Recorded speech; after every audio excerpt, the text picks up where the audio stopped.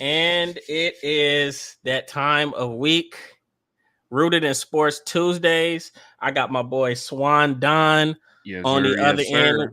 What's going on, my brother? I can't call it, man. How you feeling, bro? I'm feeling good, man. I actually just it's been a long day, but I just worked out. I just got my little quick boxing session in, so I just got my ass whooped a little bit. Um, Uh-oh. but You used I'm to it. here. Yeah, look, I'm used to it. I'm here to talk sports with you guys, man. I'm mentally tough. I'm a Cowboys fan, so I'm mentally tough. Oh, Lord. Look, mentally and emotionally strong. Man, that's But what's up, bro. A great weekend of sports between championship games and college football, and then we getting our top four and really all the bowl games. There are some really interesting bowl games that are happening this bowl season. hey, hey, So hey, go ahead. really quick before we jump into everything, the World Cup, Morocco just beat fucking Spain today. I seen on penalty kicks, if I'm correct, right? Morocco beat And them. and then Portugal won 6-1 without Ronaldo. So They say this is the third time, if I'm not mistaken, in the past 20 within the past 25 years that Spain has lost that way. I think they lost to South Korea because they lost in penalties. mm-hmm. They lost to South Korea in 2002, and was it Germany in 2018? I forgot who they played. It might have been Germany, but they lost the same way they lost today through penalties. You gotta love parity in any sport, and then especially one where it's just literally one and done. You gotta love it, man. And to see the passion and the emotions from these other countries during the World Cup and how seriously they take this, man, it's Hey, look, pretty spectacular.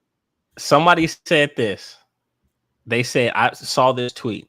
Somebody said, seeing what Morocco is doing right now, America has zero excuses as to why they can't be better than what they've been. If Morocco can do this, the United States of America can do. They can be better. I mean, but not to dive too deep because I know we got a lot to get to today.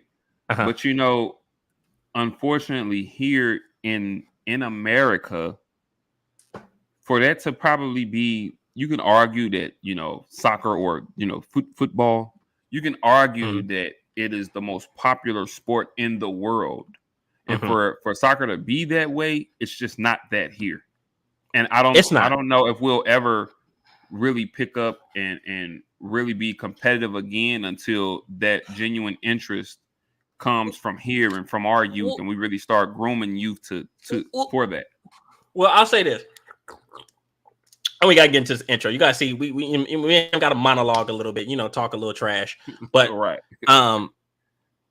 I think as America continues to become a melting pot, and you start having more of these people from different countries, I think that's how the sport has grown in America.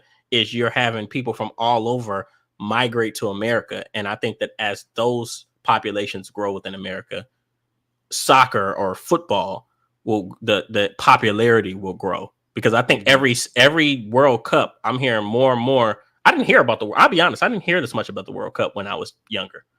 It was probably like few and far between. Now it's like you're going to bars and people are like, it's football season, and half the TVs, it's football season. Half the TVs are people watching the World Cup. World Cup, yeah. So it's getting real, and popularity is growing because we're having so many different people from different countries come and migrate here and plant their flag here. So I'll say that, but it's been fun so far. It has. But we got some great topics for you guys today. Obviously, we'll jump into a little bit of basketball. Something about these Lakers. They trying to make a little turnaround. AD is kind of reaching. When you ready to throw in the towel on them, they say, hold my beer. Exactly. AD's actually. We'll talk about that, but he's performing very high. We'll talk about them. We have to talk about Deion Sanders. Go ahead and making this move from. I can't wait. I can't wait to get into that topic. To a Power 5 Colorado. And then obviously we have to touch on college football playoffs coming up. Got some really exciting bowl games coming up, and then we'll do our weekly recap and predictions for the NFL. So let's jump into this trusty intro and let's get into it. Word.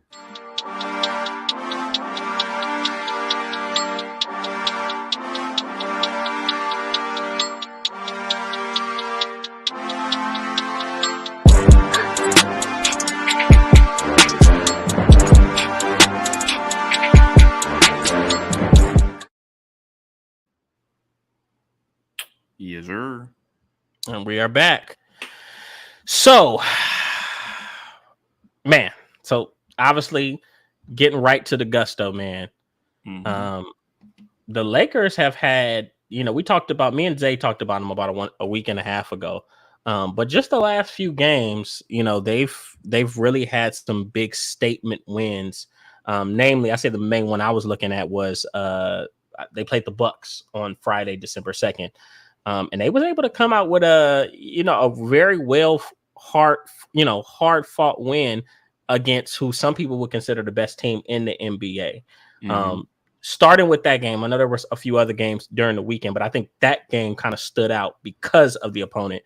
What would you say were some things that you seen in that game that made you think like, wow, the Lakers may be onto something here? Well, not just that game, but I'd say over the past 10 or 11 games, Anthony Davis has become the best player on that team and the actual guy, the number one for that team. They've actually, and I think the injury to LeBron James really helped them in the fact that, okay, now they really had to truly depend on Anthony Davis. You know what I'm saying? They really have to run through Anthony Davis. And luckily for him, he's been able to stay healthy and stay on the court during this time. And he has been playing phenomenal. Over the last 10 games, he's averaging about 35 and 15 over the last 10 games. In this game specifically, now mind you, you got AD, LeBron, Giannis. Anthony Davis was the best player on the floor by far with 41 points. Mm-hmm. We ain't even. Excuse me. He had 44 points. Excuse me. We're not even gonna get into his game or the other night where he scored 55.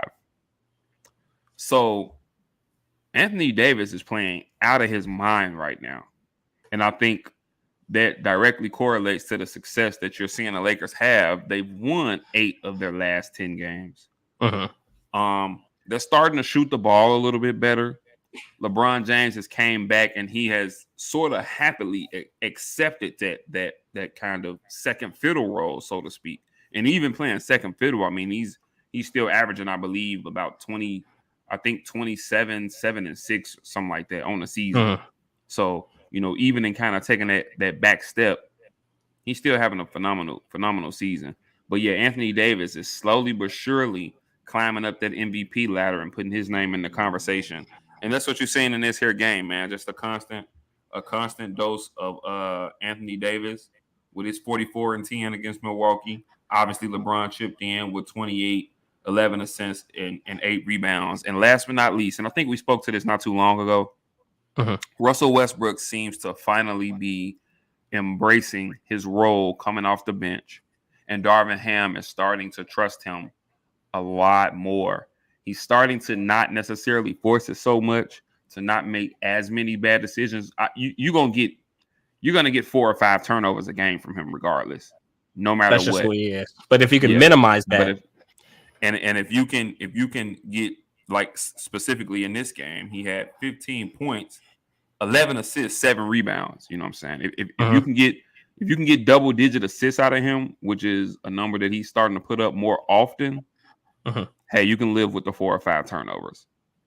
So yeah, man. I mean, the Lakers, I as critical as I've always been of them, I got to give them credit where it's due, man. And this was, considering they have been playing kind of cupcake city during these last 10 game run. This last 10 game run, they have been playing kind of cupcake city.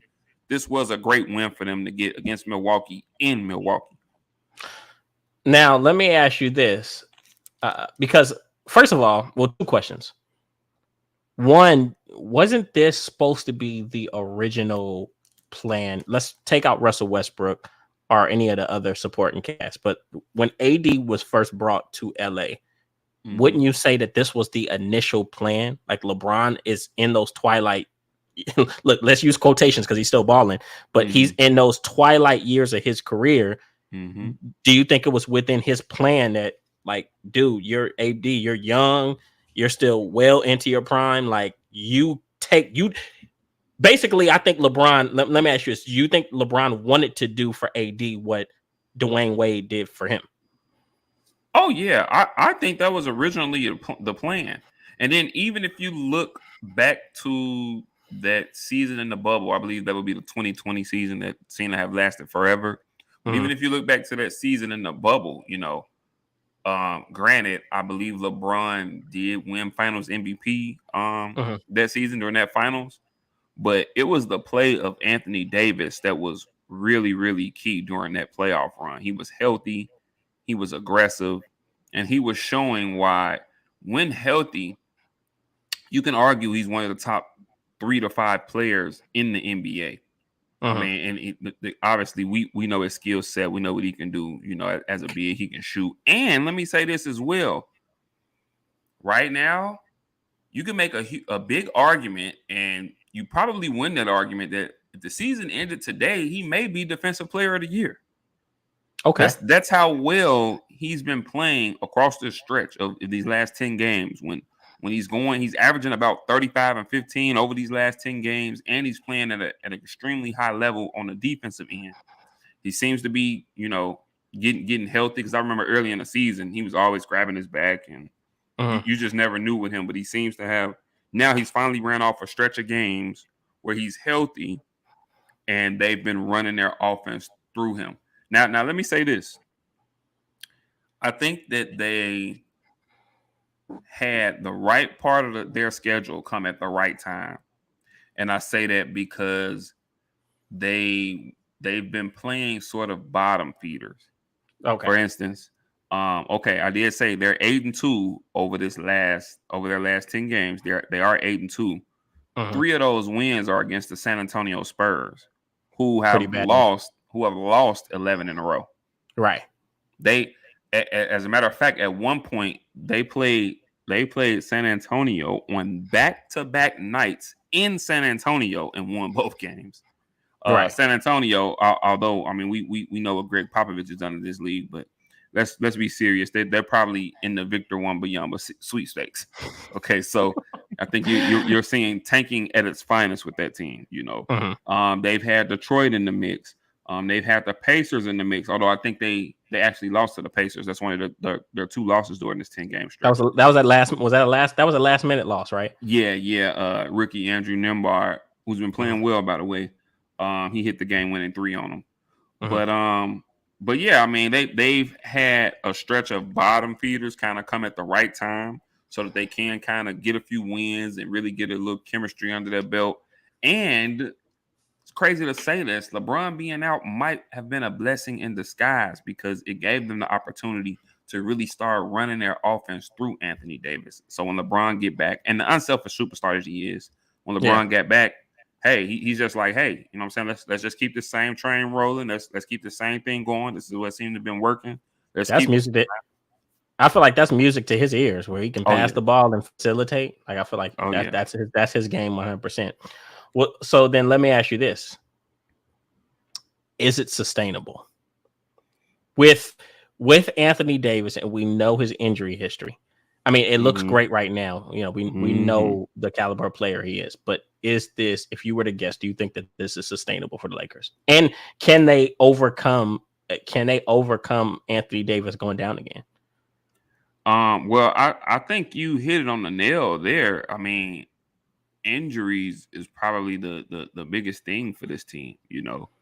Um, as a team, for the most part, they've been playing pretty solid defense, which is one of the bigger improvements over last year. Mhm, They still, and I'm gonna assume that they're still probably in the market for one or two. They still need some shooting.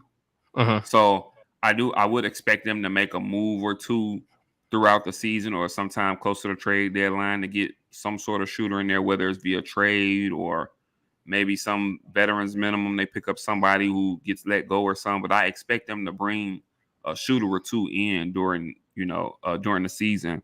And then obviously just AD staying healthy and LeBron. I'll throw LeBron in there too. Both of those guys just staying healthy and staying upright and allowing AD that opportunity to really be the man and for them to really, run their offense through him. Because if he can keep this specific pace up all season, if he can play at this level all season, you could very possibly see him get an MVP award.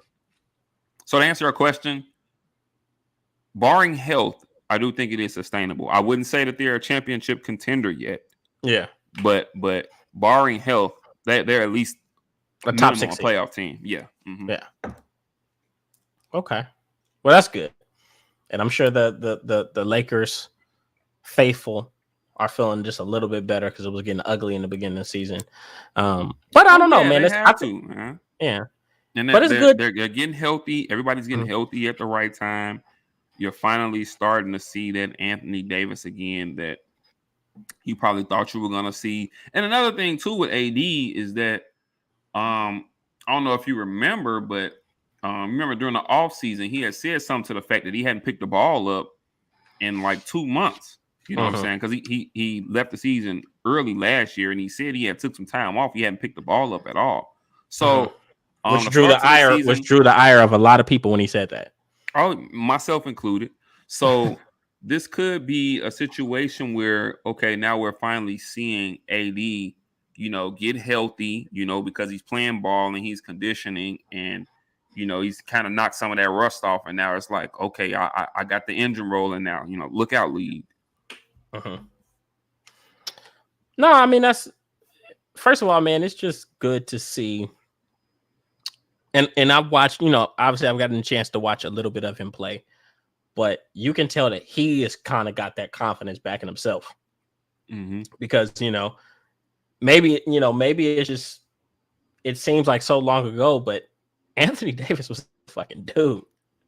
Oh, yeah. I mean, the kid, if I'm not mistaken, and I'm a double check, but if I'm not mistaken, I don't think he's 30 yet. No, he's not. He's like 20. He's like 28, somewhere up in there. 27, 28. He's still young. And he is a stud. Like I said, when healthy, he's a top 3 to 5 player in this league when healthy. You know what I'm saying? The skill set is there. I heard one analyst say, and I have to agree with this, I'd say, Giannis is arguably the best player in the NBA right now. But Anthony Davis is more skilled than Giannis. I agree with that. More skilled than Giannis. So it's just a matter of him putting it all together for an extended period of time, staying on the floor, staying healthy, and playing at this rate, at this level for an extended period of time. Because I think that's one of the differences between the two. You know what I'm saying? Giannis takes this thing seriously. He's competitive. You're going to get 150% out of him every night, and he's on the floor. Anthony Davis, sometimes you question his motor and his health. And I think that's really the difference. But Anthony Davis is by far the more skilled basketball player. And I would agree. I don't think he's definitely more skilled. But, I always say the difference between them two is just the grit and the commitment. And he's 29. Yeah, he's 29. Yeah. The grit. A lot of basketball left in him. Yeah, he does. He has a lot of basketball. So hopefully he can get his body to, keep his body intact and stuff like that. But just the commitment to the game, I think, and the commitment to be great is, I think, just what separates them. Right. Yep. I agree. But yeah, man, I guess we'll have to be on the lookout. I have to see who they play. Who they play tonight or they play tomorrow? They play the Cleveland Cavaliers tonight, so that should be another good matchup. Oh, that's a good game because Cleveland is another team, and them boys are playing, man. They playing some ball. I think they're playing Cleveland in Cleveland, and this here Cleveland team that backcourt with Garland and Donovan Mitchell. I wasn't all in previous to the season starting, but I mean, hey, they're proving me wrong, man.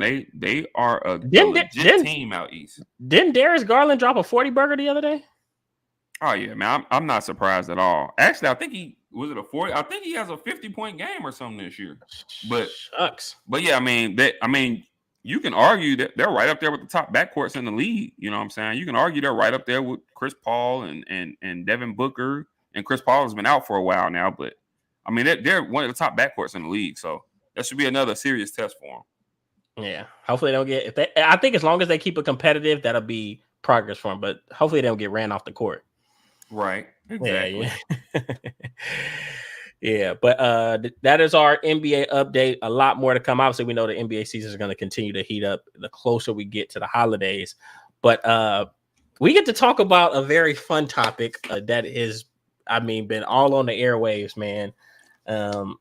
We know probably one of the greatest athletes, ever, period, regardless of sport. Deion Sanders, aka Prime Time. He took a few years ago. He takes the job at Jackson State to the surprise of most people. Mm-hmm. He becomes this humongous big advocate for HBCUs and the SWAC conference and not having to go to these big Power 5 programs.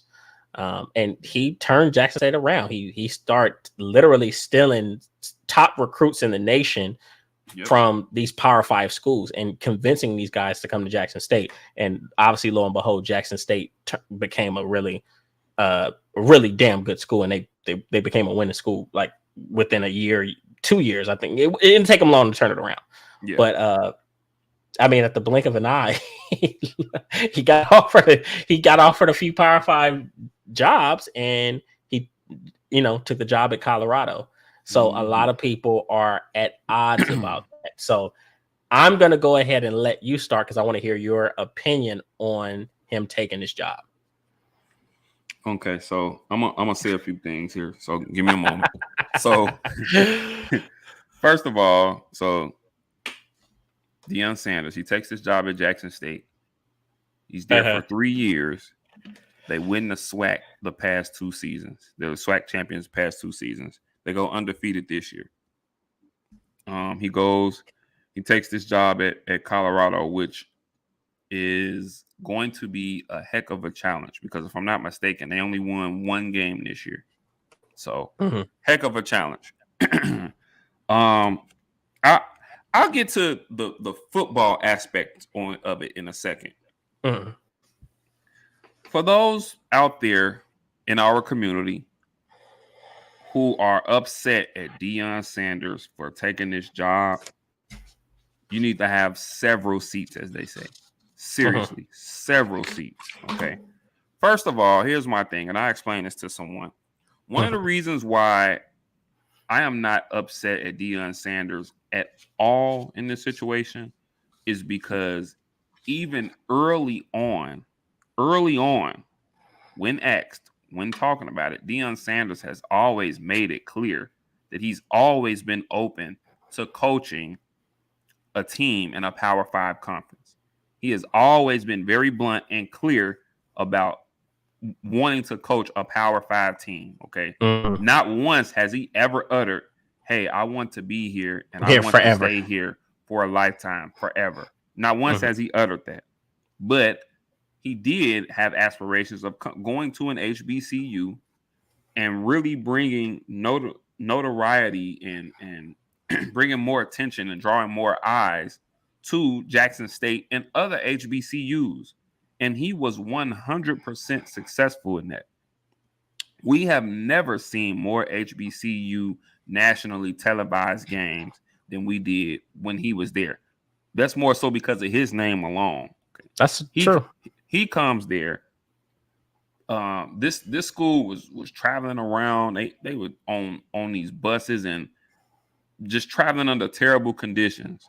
He brokers a deal with American Airlines so that the entire team can fly in style. Okay. He uses his connections with Under Armour, along with some connections that he had with another friend, Michael Strahan, and he enables them to get all these new jerseys and new equipments. They get new helmets every game. It was a note put out. Only the Oregon Ducks have more jerseys than they did. That's crazy. None of that was possible previous to Deion Sanders. Mm-hmm. He's inspired other guys to get into coaching. We seen Eddie George take a job. Yeah, he did. I think that he has done more. He took $150,000 out of his own salary to put it towards helping the facilities there in Jackson State, because the man wasn't getting paid a ton. Yeah, and he said it wasn't about. And he said it wasn't about the money going there. Clearly it wasn't. He didn't need to do this. No, he did. If he wanted to coach out the gate, his name alone was going to garner him attention. His name alone, who he was and what he's done in the NFL, was going to garner him attention alone. Right. He didn't have to take this job, but he did it out of the kindness of his own heart. He did everything that he could in his power to uplift HBCUs, and HBCUs as a whole are better for it. Jackson State as a whole is a better university because that man came there and coached there and brought more notoriety to them. No disrespect to the institution. I'm very fond of the institution. Mm-hmm. I have family members who have attended and graduated from there, and friends who have attended and graduated from there. Very fond of that institution. Mm-hmm. Not to take anything away from him. It was a fine institution before he got there. But let's not act like he didn't go there and do his part to help accelerate and get that institution out there even more, and to get HBCUs out there even more. So for those that are criticizing him for taking this job and, oh, he ain't for the culture, and oh, he's selling out or whatever, man, chill out, man. See, like, cause this ain't the one. This ain't the guy, and this ain't the time. No, this the wrong. This ain't it. This ain't the one.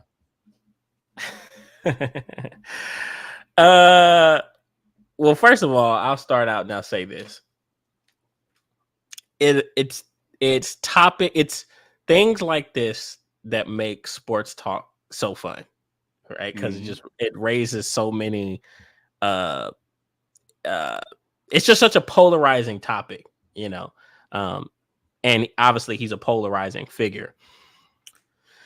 I'll start with this. I'll say this. I don't think anyone knows the reason why he left so abruptly. You know, maybe it's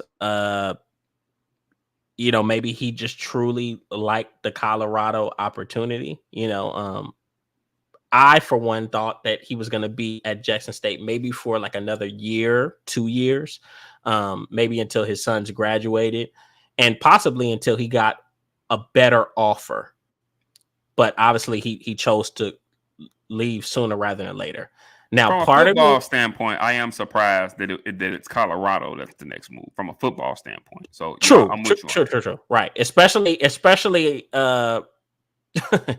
culturally. I mean, we're not going to sit here and make it seem like Colorado is just this, you know, this very culturally what's the word I'm looking for? I mean, even just in a sense of, you know, recruiting kids to go to Colorado, like you up in the mountains and the altitude and the air, and you know, people aren't beating something crazy to see. Yeah, people aren't beating down the door to go. And I lived in Colorado for like I got in trouble when I was younger, and I got sent there for like 3-4 months. It's not. It's a beautiful place, but it's not the most attractive as far as like, okay, hey, I want to live here and play sports here. It's just not that. Right. But I personally think that there's maybe something that happened behind the scenes as to why he decided to leave so soon. You think so? Maybe I think it's possible. I think that because anytime you have somebody come in, and that's a catalyst, and that comes in and changes things around and gets a majority of the credit, that can ruffle feathers. Some people can feel like, hey, I played a big part in this too. Why is this guy getting the credit? I'm not. This is just me. This is something that I feel like could have happened behind the scenes. He was like, okay, well, I'll leave. So maybe there was a sense of maybe I don't really feel as appreciated based off of what I've done here. So I'm gonna go ahead and leave sooner rather than later. I'm not gonna wait for a better job. I'm just gonna take this job and I'll make the most of it. There's that. Part of me feels like he wanted to leave. Part of me feels like he wanted to leave for Shedeur. to give him an opportunity to play at a Power 5 school and get a little bit more attention and a little bit more respect for his play, because Shedeur is actually pretty damn good. I've watched him. He's good. So I'm excited to see him on a Power 5 level. And they say the kid Travis Hunter is going with him as well. Oh, everyone is. Everyone. All these guys are going. Now, here is my big question mark. I have to see what it looks like for him at the Power 5 level. I know he can recruit. I know he's exciting. I know he's charismatic. I know he has these great speeches. You know, I know he can motivate players. But once you get in the fucking Power 5, shit's not sweet. So not only do you have to recruit those people, you gotta coach. You gotta coach that talent too. Yeah. You know, it's not like SWAC where you can just get more talented guys and just run through everybody. Not saying he wasn't coaching them at all, but I think that question mark is what is he gonna hang his hat on at that level? Because you're going to Colorado, okay, you're gonna get all. Let's be honest. Let's not even make a mystery about it. He's going to get a lot of 5-star guys. If I'm not mistaken, he probably already has a bunch outside of guys that came with him from JSU. Oh yeah, and then and we talked about this before. The transfer portal right now is absurd. Some of the names that are not to get too far off topic. JT Daniels is about to go to his 4th school. That's ridiculous. Hey, the transfer portal is free agency. With no salary cap. With no salary cap. Word. Right. That is essentially, for the most part, that is what the transfer portal has become. So I know he's going to get the talent, but my question is going to be is what is it going to look like when he has to coach against a Lincoln Riley, where he has to coach against a Chip Kelly, right? He has to coach against some of these guys that have performed at that level. And they don't just recruit well. They recruit and they have something to hang their hat on. You know, they coach great offenses, or maybe they're a defensive mind. So I think that is my biggest question mark for him. I don't want him to jump to this level and think, oh, okay, I'm just gonna get all this talent and we're just gonna run through everybody. Shit don't work like that. Oh no, not at all. And I think that's also a question mark for me. Also, another thing to think about in them moving, Colorado was in the Pac-12.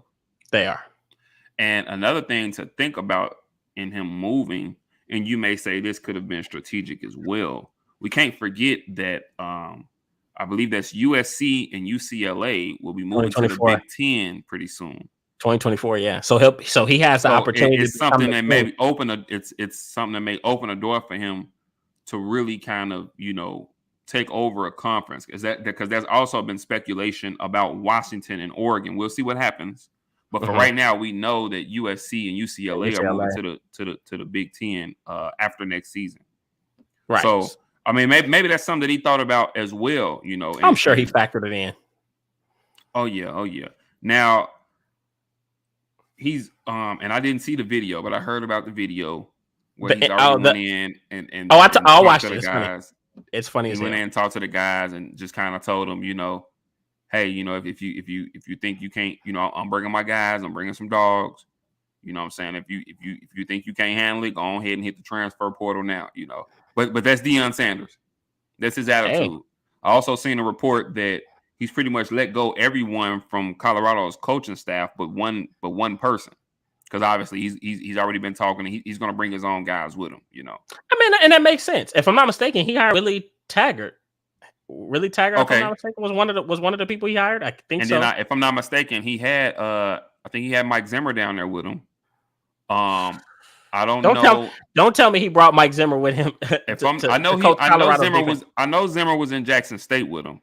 I'm not sure. But he came. Remember, he came on as like a consultant, like a defensive consultant. Okay, and it was the same kind of the same with Terrell Owens on the offensive end. I know Terrell Owens kind of but yeah. I mean, obviously he's going to bring some big names with him. I think former coach of the Cleveland Browns. I think he was down there too. Hugh Jackson. Hugh Jackson is coaching. Is it Southern? Okay, okay. Hugh Jackson has a head coaching job in Okay. the SWAC. Yeah. So I mean, I don't know, man. It's just such an interesting development. I'm excited to see what it's gonna look like and how he's gonna perform at that level as a coach. I'll be honest. I'll say this: I love Deion, but I do think, you know, I don't know. I know he has his own style, but sometimes you get a I little don't bit think I don't a little think bit too speechy. oh yeah. I don't It's too think speechy for me. Come on, man. I wouldn't expect just a ton of success out the gate. No. It'll be a Like, process. it's gonna be some growing pains for him. It's gonna be a process for him. Don't be surprised if you look up next year and okay, excuse me. I think there'll be obvious improvement from a 1-win season. Right. Like, I think he'll win when there's nowhere to go but up. I think he'll get more than one win. But don't be surprised if you see a 6-6 or a 7-5 season from him, because it's gonna be some growing pains. Or less. Or less. Because he's obviously go ahead. I'm sorry. No, I was just gonna say we've seen some good coaches get humbled at these Power 5 schools. Oh yeah, like and really good coaches. And I mean, obviously, he's done a great job at the high school level. He's done a great job in the SWAC, but now, you know, in the same manner that he's bringing these, you know, big time players from Jackson State with him to a Power 5 conference, to the big time. Now he's a big time coach. You know, now, you know what I'm saying, the rubber's about to meet the road. You know, now we really about to see what he's made of. Even at Colorado, we're really about to see what he's made of. Hey, look, when you gotta look across that sideline, you got Lincoln Riley over there. You got Lincoln Riley over there moving mountains with his mind and doing all these crazy offensive schemes. And I mean, we know Chip Kelly is well respected in that light. Like, I had to name those two names just because they're essentially the kings of the Pac-12. Well, let me stop saying that. Utah has won the Pac-12, but I'll say all that to say, like, there are some good football, not just in the Pac-12, but in Power 5 as a whole. So he's gonna really have to show what he's got. And what I always say this: a coach has to have something to hang their hat on. Everyone has to have something to hang their hat on. And I love motivation, but that shit's only gonna take you so far. So, man. Yeah. So you gotta have the talent in there, and at the end of the day, it's gotta come forth. You know what I'm saying, on the field. You know, motivation can only get you so far. But now you're about to step on the field with teams who are equally as talented, if not more talented. Who have equally as many ESPN 300 players, if not more. You're gonna be across the field from an even more accomplished college football coach, not player, but an even more accomplished college football coach. And something to think about: he's gonna have to worry about things that he probably never had to worry about at the SWAC level, like clock management and crucial game time decisions, because you're gonna be in some knockout dragouts that you didn't have to get into at that level because you guys were just beating the shit out of everybody. Exactly. So, yeah. And I really real quickly, I was wondering if I could see it. Okay, yeah. I was just kind of taking a look at their schedule. Oh man. So I wanted to kind of take a look at their schedule for next year. And in a right on cue, in a 4-game stretch, they play USC, Oregon, UCLA, and Utah 4 weekends in a row, back to back. I call that baptism by fire. Exactly. The Oregon State team who's probably a little better next year. So Oregon. I can't skip over this. They open the season at TCU. So you know, hey, we'll see what happens, man. Man, they got it. Like I said, that's literally trial by fire. But hey, but you know what? That's going to be good for Deion Sanders. You know, you get Sonny Dykes in TCU week 1.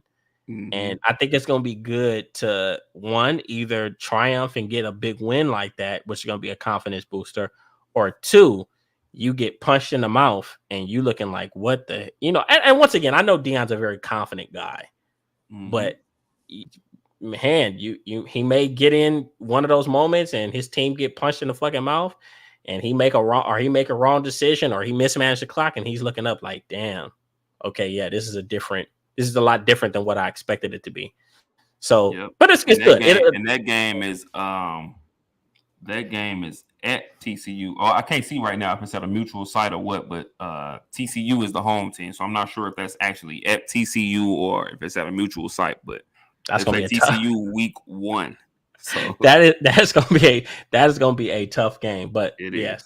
So I mean, like I said, good year one schedule, good year one test. It's gonna not only show what he can be, but it's going to show what his player. Once again, I'm excited to see Shedeur. I just want to see him perform at the Power 5 level and show people, because I think he can be like a first round court. I think that highly of him. I think he can be really good. Yeah. So, but yeah, man. I mean, that is prime time. Get off Deion back, man. For all those internet trolls, whatever, man. Cut him some slack, man. The man went there and did his job. He did what he's supposed to do there.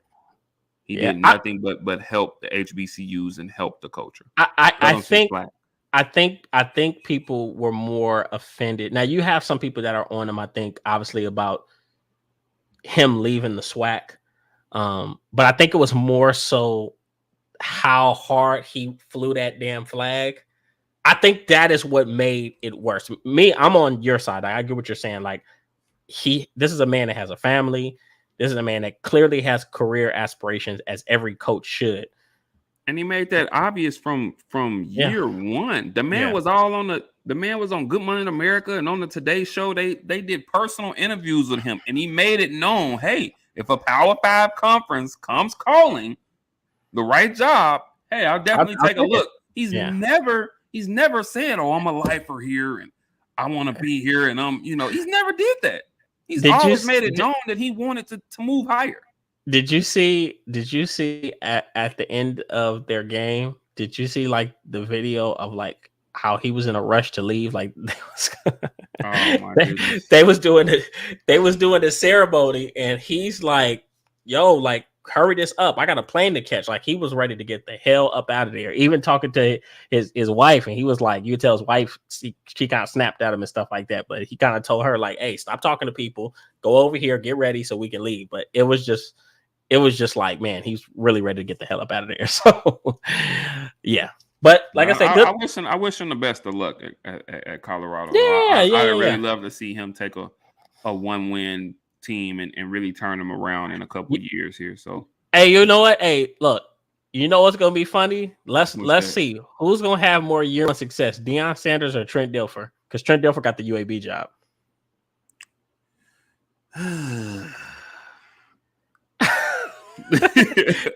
Hey, look, and I like Trent Dilfer though. I do like Trent Dilfer though.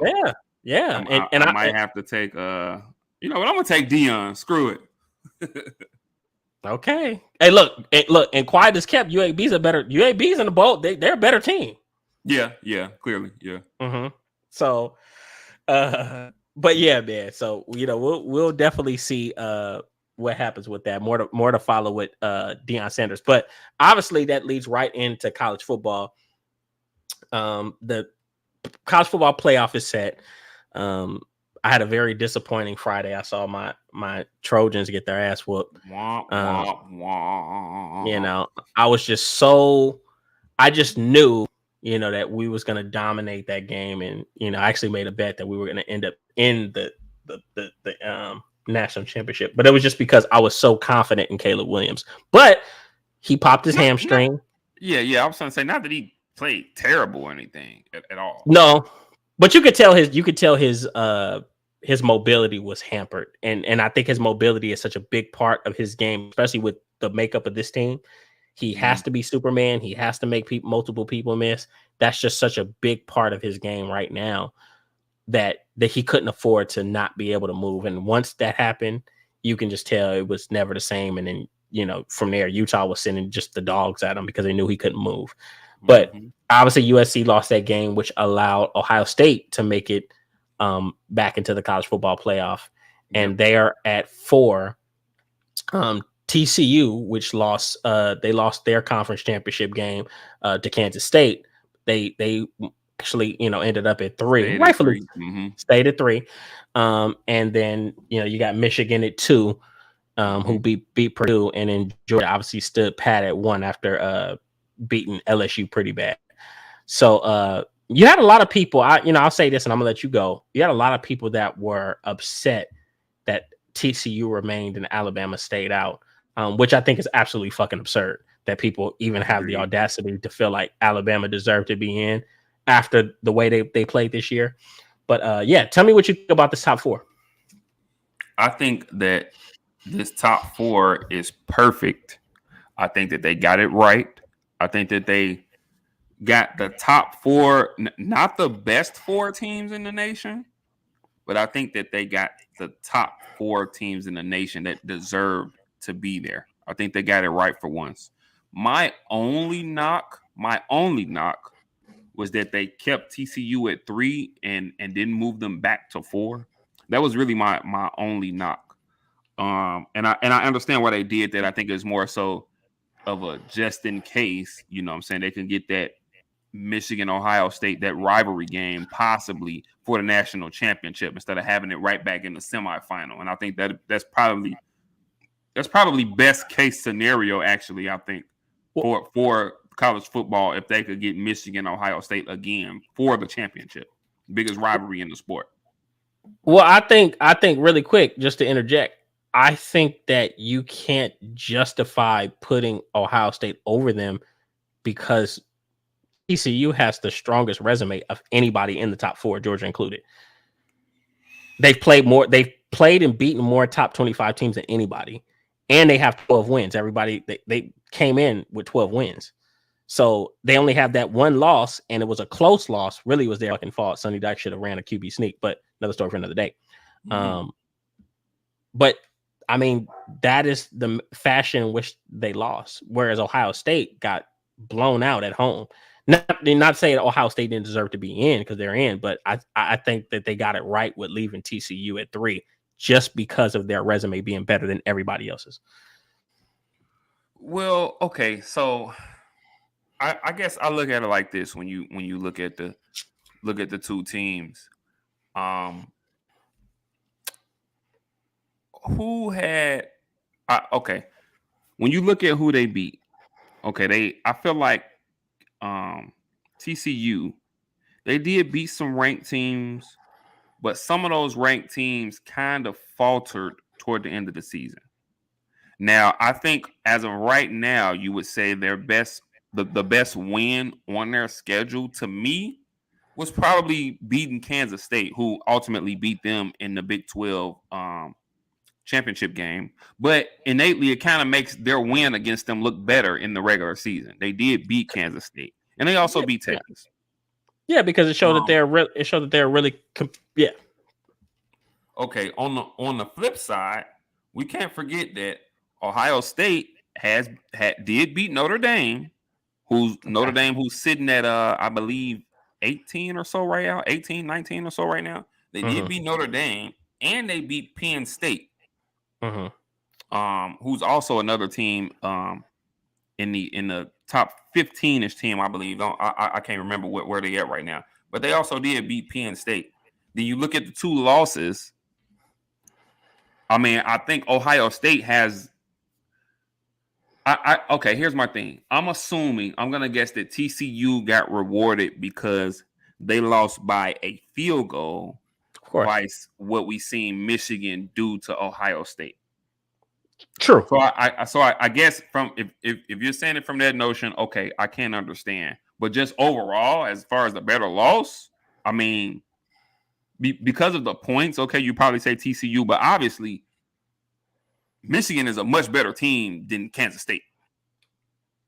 I mean, true. I mean, but at the same time, I mean, you just can't discount what Kansas State is. I can only judge people. Don't get me wrong. I think we all understand the eye test, but you have to. It's how you perform in the games that you're given.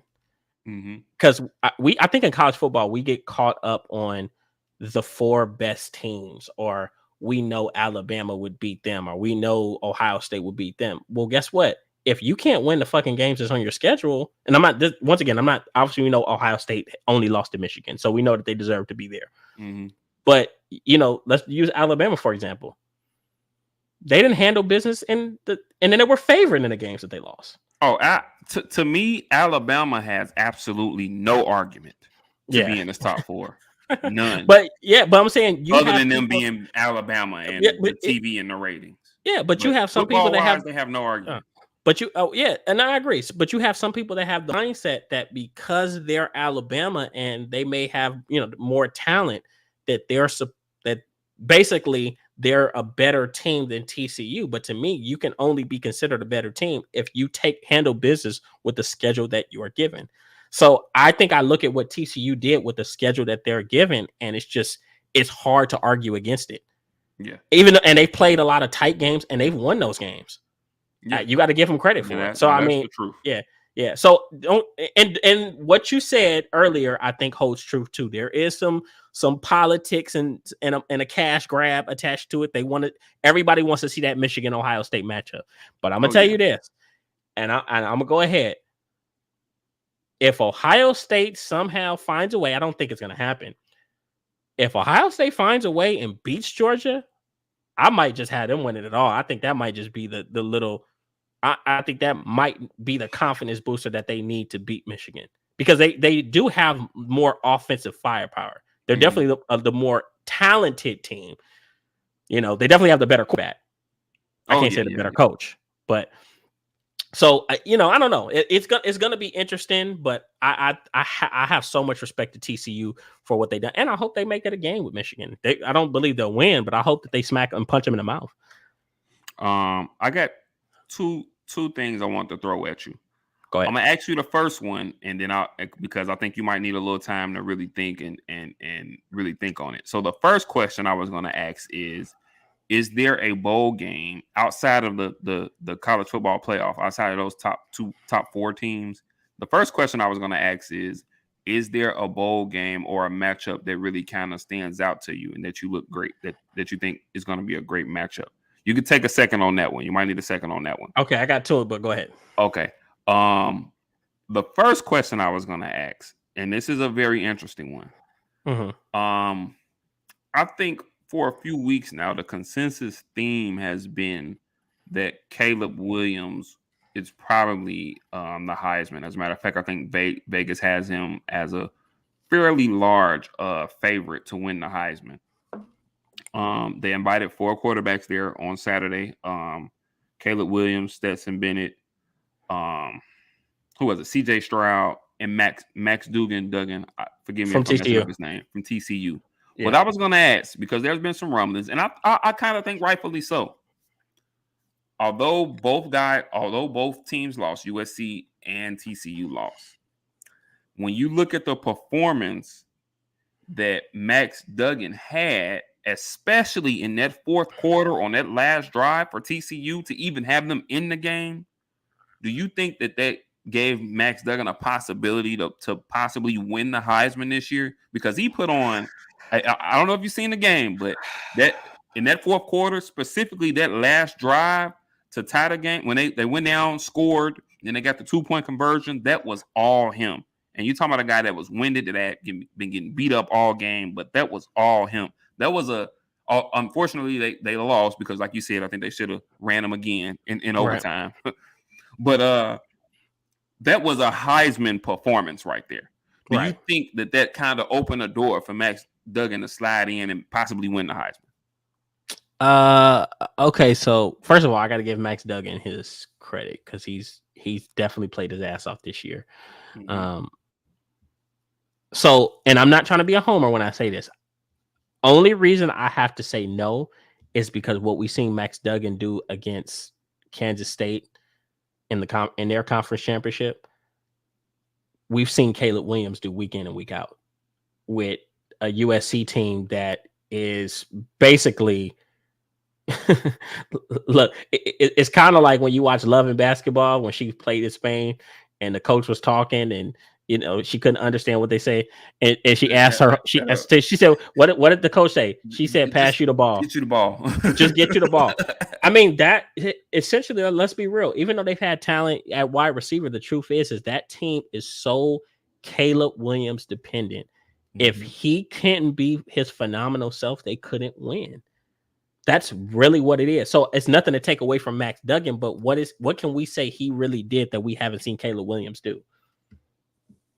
That's the only knock. I'm not saying he hasn't played great because he's played great all year, but I'm just looking at how that team is on him. Plus, let's look at this.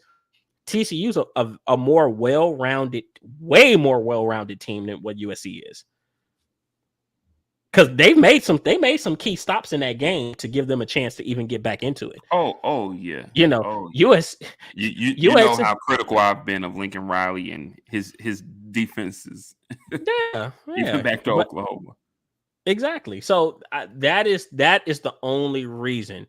And I've argued, you know, Kevin and Root in Sports, I argue with him all the time, and he's like, you know, he's saying, "Oh, this person's the best player in the country." I'm like, bro, I don't think we've seen in a long time a team just be so dependent on one player. It almost hurts to watch.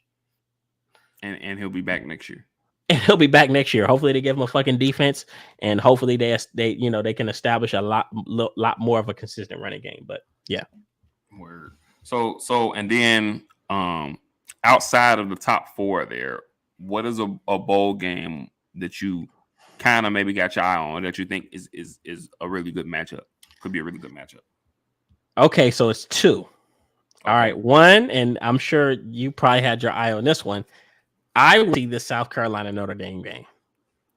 You know, as a Notre Dame fan, I am very fearful of that matchup because if there's any team in the nation right now that got it going, it's that South Carolina team. And Spencer Rattler got his swag back. He's spinning like, it. He's spinning. Yeah. You know, you beat two top 10 teams. Who's going to tell you anything? Yeah. Plus, Drew Pine entered the transfer portal, so he won't be in that game. Mm-hmm. So that'll be. And I think Notre Dame's one of their biggest problems this year was quarterback play from the beginning. You know what I'm saying? And I think he was a little upset that he didn't get the job from the outright, and then they slipped him in. And but very interesting matchup. Yeah, so that's one I'm interested to see, and I'm going to tell you one I will definitely be watching. That's the Sugar Bowl with Alabama and Kansas State, and I'll say all that, and I say all that for my SEC, you know, brothers and sisters, my, you know, SEC people that believe that this conference is just head and shoulders better than every other conference. Well, we're going to get to see that, and I don't want to hear any excuses about, oh, this person went in the draft or they didn't play in this game. I don't want to hear none of that shit. You're the SEC. You got more talent. Kansas State. I'll be honest. I can't name you half the players on that roster. So it's not like they just have all these notable big names. They're just a really well coached football team, and they're hard nosed. They can run the football. They can do everything. So I'm interested to see how that game plays out. If Kansas State comes and they beat Alabama, I mean, I'm not going to say that this just means that, you know, the SEC still isn't a dominant conference, but I think that what we're seeing slowly but surely, we're seeing that gap be closed, especially with the transfer portal and so many things. So I'm a very big proponent of people gassing up the SEC just because we've seen so many examples of that really just not being the truth. So I'm definitely going to watch the Sugar Bowl. I had that game on my radar with K-State and Alabama. Another game I had on the radar on my radar, the Rose Bowl. You got Utah and Penn State. That's two really physical teams. Two teams that could run the hell out the ball. Like, that's going to be a phenomenal game. Utah coming off, obviously, Pac-12 championship, beating USC, so they got it going right now. And then one more game that I think is really interesting. And I forgot which bowl it was, but basically you got Clemson playing Tennessee.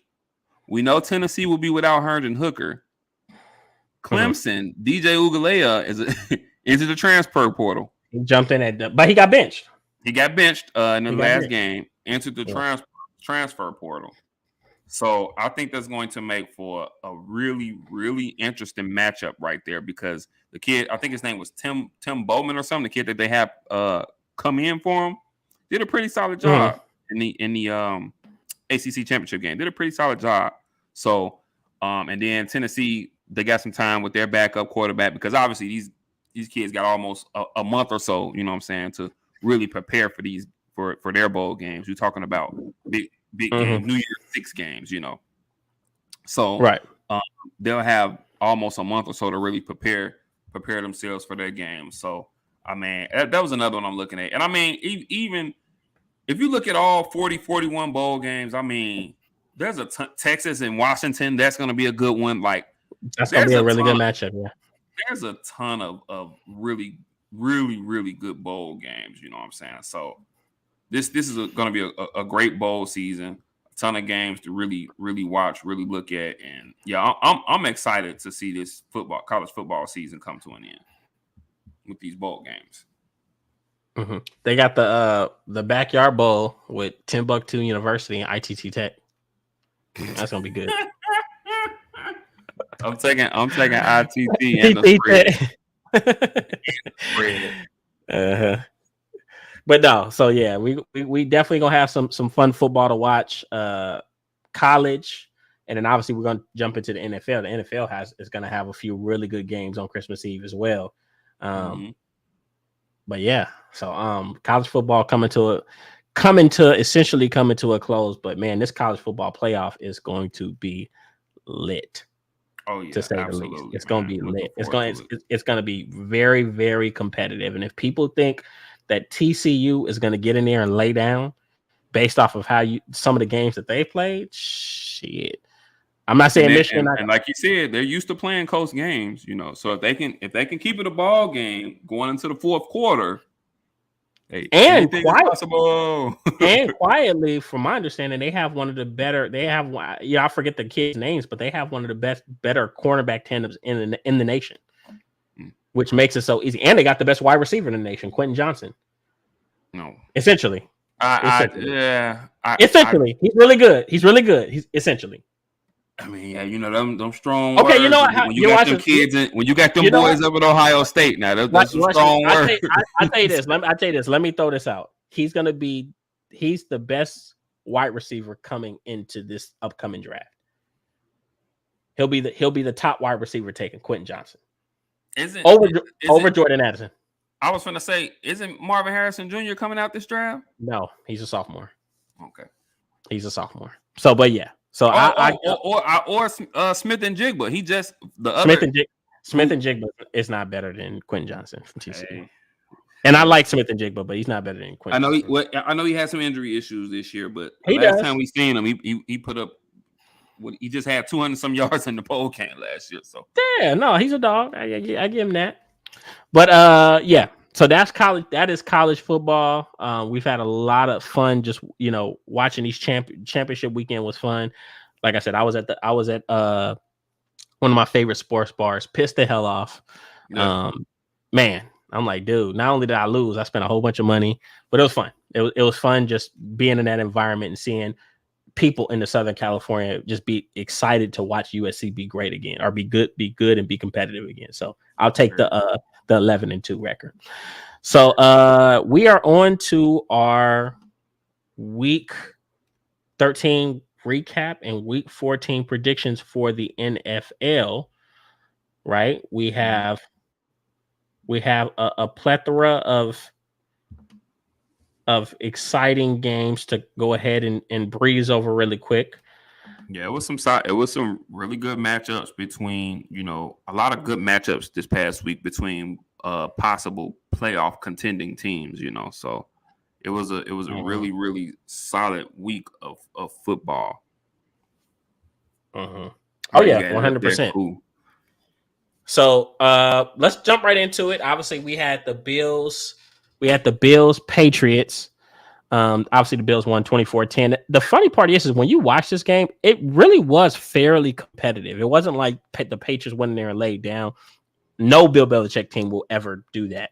They'll always swing back and they'll make things interesting and they'll make a stop or two. But this was just a case of the Bills just being too talented and that talent shining through and helping them make the few plays needed to win this game. Josh Allen, 22 for 33, 223 yards and 2 touchdowns. Wasn't pretty, and I wasn't his best performance, but he got it done. And one thing I will say, if it's one thing I took out of this game, was that the Bills in this tough, rugged divisional matchup type of a game, they are showing that they're committed to finding a running game with Cook and Singletary. That's what I was just gonna say.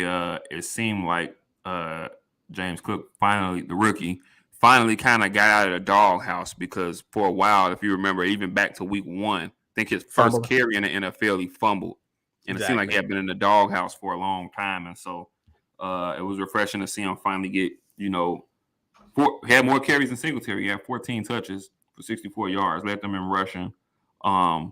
So it was a little refreshing to see him kind of get out of the doghouse. But yeah, I mean, for the Bills overall, I don't think this was their best performance. Like you said, New England did hang around, they did hang tough, but ultimately the better, more talented team did win. New England, and we've mentioned this all year about them. I mean, they got Matt Patricia, a defensive guy, as their offensive coordinator. I mean, they gotta figure that out. And granted, they're a little devoid of talent on the offensive end, but I mean, come on, guys, it starts at the top. Well, don't remember, it's Matt Patricia and Joe Judge sharing offensive responsibilities. And Joe Judge, from my understanding, was a special teams guy. He was never known to be an offensive guy like that. But yeah, exactly. So I mean, they're not doing. Some people have said, Matt Jones has regressed this season. Some people would say that, but they're really doing them a kind of a disservice anyway. So yeah. So, interestingly enough, to show you how bad they are on offense, Mac Jones led them in passing and receiving. Because remember, he caught the deep pass in this game, so he had 2 receptions for 51 yards, and obviously he led them in passing. That is absurd. That's asinine. That's pretty ridiculous. But I bet you they go out and hopefully they get what's his name? From Alabama, coach the Texans. Brian, why am I forgetting this man's name? Bill O'Brien. Bill O'Brien, yeah. Hopefully they go ahead. Bill O'Brien, go ahead, get him. You need some kind of real offensive coordinator, because I don't think Mac Jones is bad. I think you just got to. But they're just not they're just not putting him in a position to be successful. And I think that some of those weapons can be used. Like, I don't think that they have terrible weapons. I just think that they have to. There has to be some type of synergy, some type of continuity, and some type of creativity in that offense. So we'll see what happens. But then we got the Steelers Falcons. I mean, we don't even have to be on this game very long. Pretty simple game. You got the Steelers, who are essentially in rebuild mode. They're really trying to figure out what they got in this kid, Kenny Pickett, who hasn't had great performances, but he's had a lot of gutsy performances where he's just chomping away at the bit, and he's getting better. He's getting more efficient, not throwing as many picks. Didn't throw a pick at all in this game. But this offense is starting to get more confident. They're young. They're trying to figure it out. Once again, you got Kenny Pickett, but you also got Deontay Johnson, who's in his 3rd or 4th year, and then obviously George Pickens, the drafted out of Georgia, has slowly became a big name and a big presence in that building. Man, but the Falcons, I mean, I guess you can say rebuilding too, but Jesus Christ, Arthur Smith does not want to move off of Marcus Mariota, and it's sickening. It is sickening. I'm like, bro, like what he's look, and I will say this. What you see is what you get. You're not gonna get anything more out of him. Like, Arthur Smith is the reason why I lost in fantasy. Oh my goodness. He doesn't want to use Kyle Pitts, and in the first half of that game, Cordero Patterson had 3 touches. And now, I think if I'm not mistaken, Kyle Pitts will probably miss the rest of the season now. So And possibly we'll see how serious it is. Don't be surprised if that injury goes into next training camp if it impacts him. So, but yeah, that was that game. Not much to be said though. You know what I'm saying? Steelers with the win here. You know, Kenny Pickett slowly progressing, and yeah, not much to be said here. We can move on. Well, this was a fun game. I actually picked. I felt bad, but you know what? I think everything is trending in the right direction for this team still. Obviously, Justin Fields' return for the Bears. I had the Bears winning this game. I just felt like this was going to be the time where did it, but they weren't able to close out. I think that they sorely missed Darnell Mooney. We know he got hurt; he's out for the season. But really gutsy performance. But I mean, Aaron Rodgers just came back, and you know me, I'm a Cowboys fan, so I can't talk any shit. He just has this way. He has certain teams, certain places where he owns real estate. And he was able to come back and make those plays to ultimately win the game. And it was gut wrenching just because you really got a sense in that game that this is a different Bears team. Oh yeah. It's crazy. I was and not to be too long on this. I happened to be listening to I had caught a little talk radio in Chicago, and the guys on that Chicago talk radio, sports talk radio, they were saying something in the fact that for once, this was one loss to the Green Bay Packers that didn't feel deflating, because you can look and tell that these teams are going in reverse directions, and it won't be that way, and it won't be this way much longer. Like you can tell. Okay, the Bears are really building some here. You can tell that, okay, they pretty much got their guy at quarterback.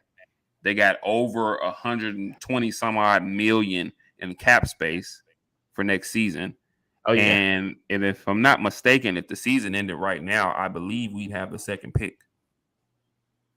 So some good pieces.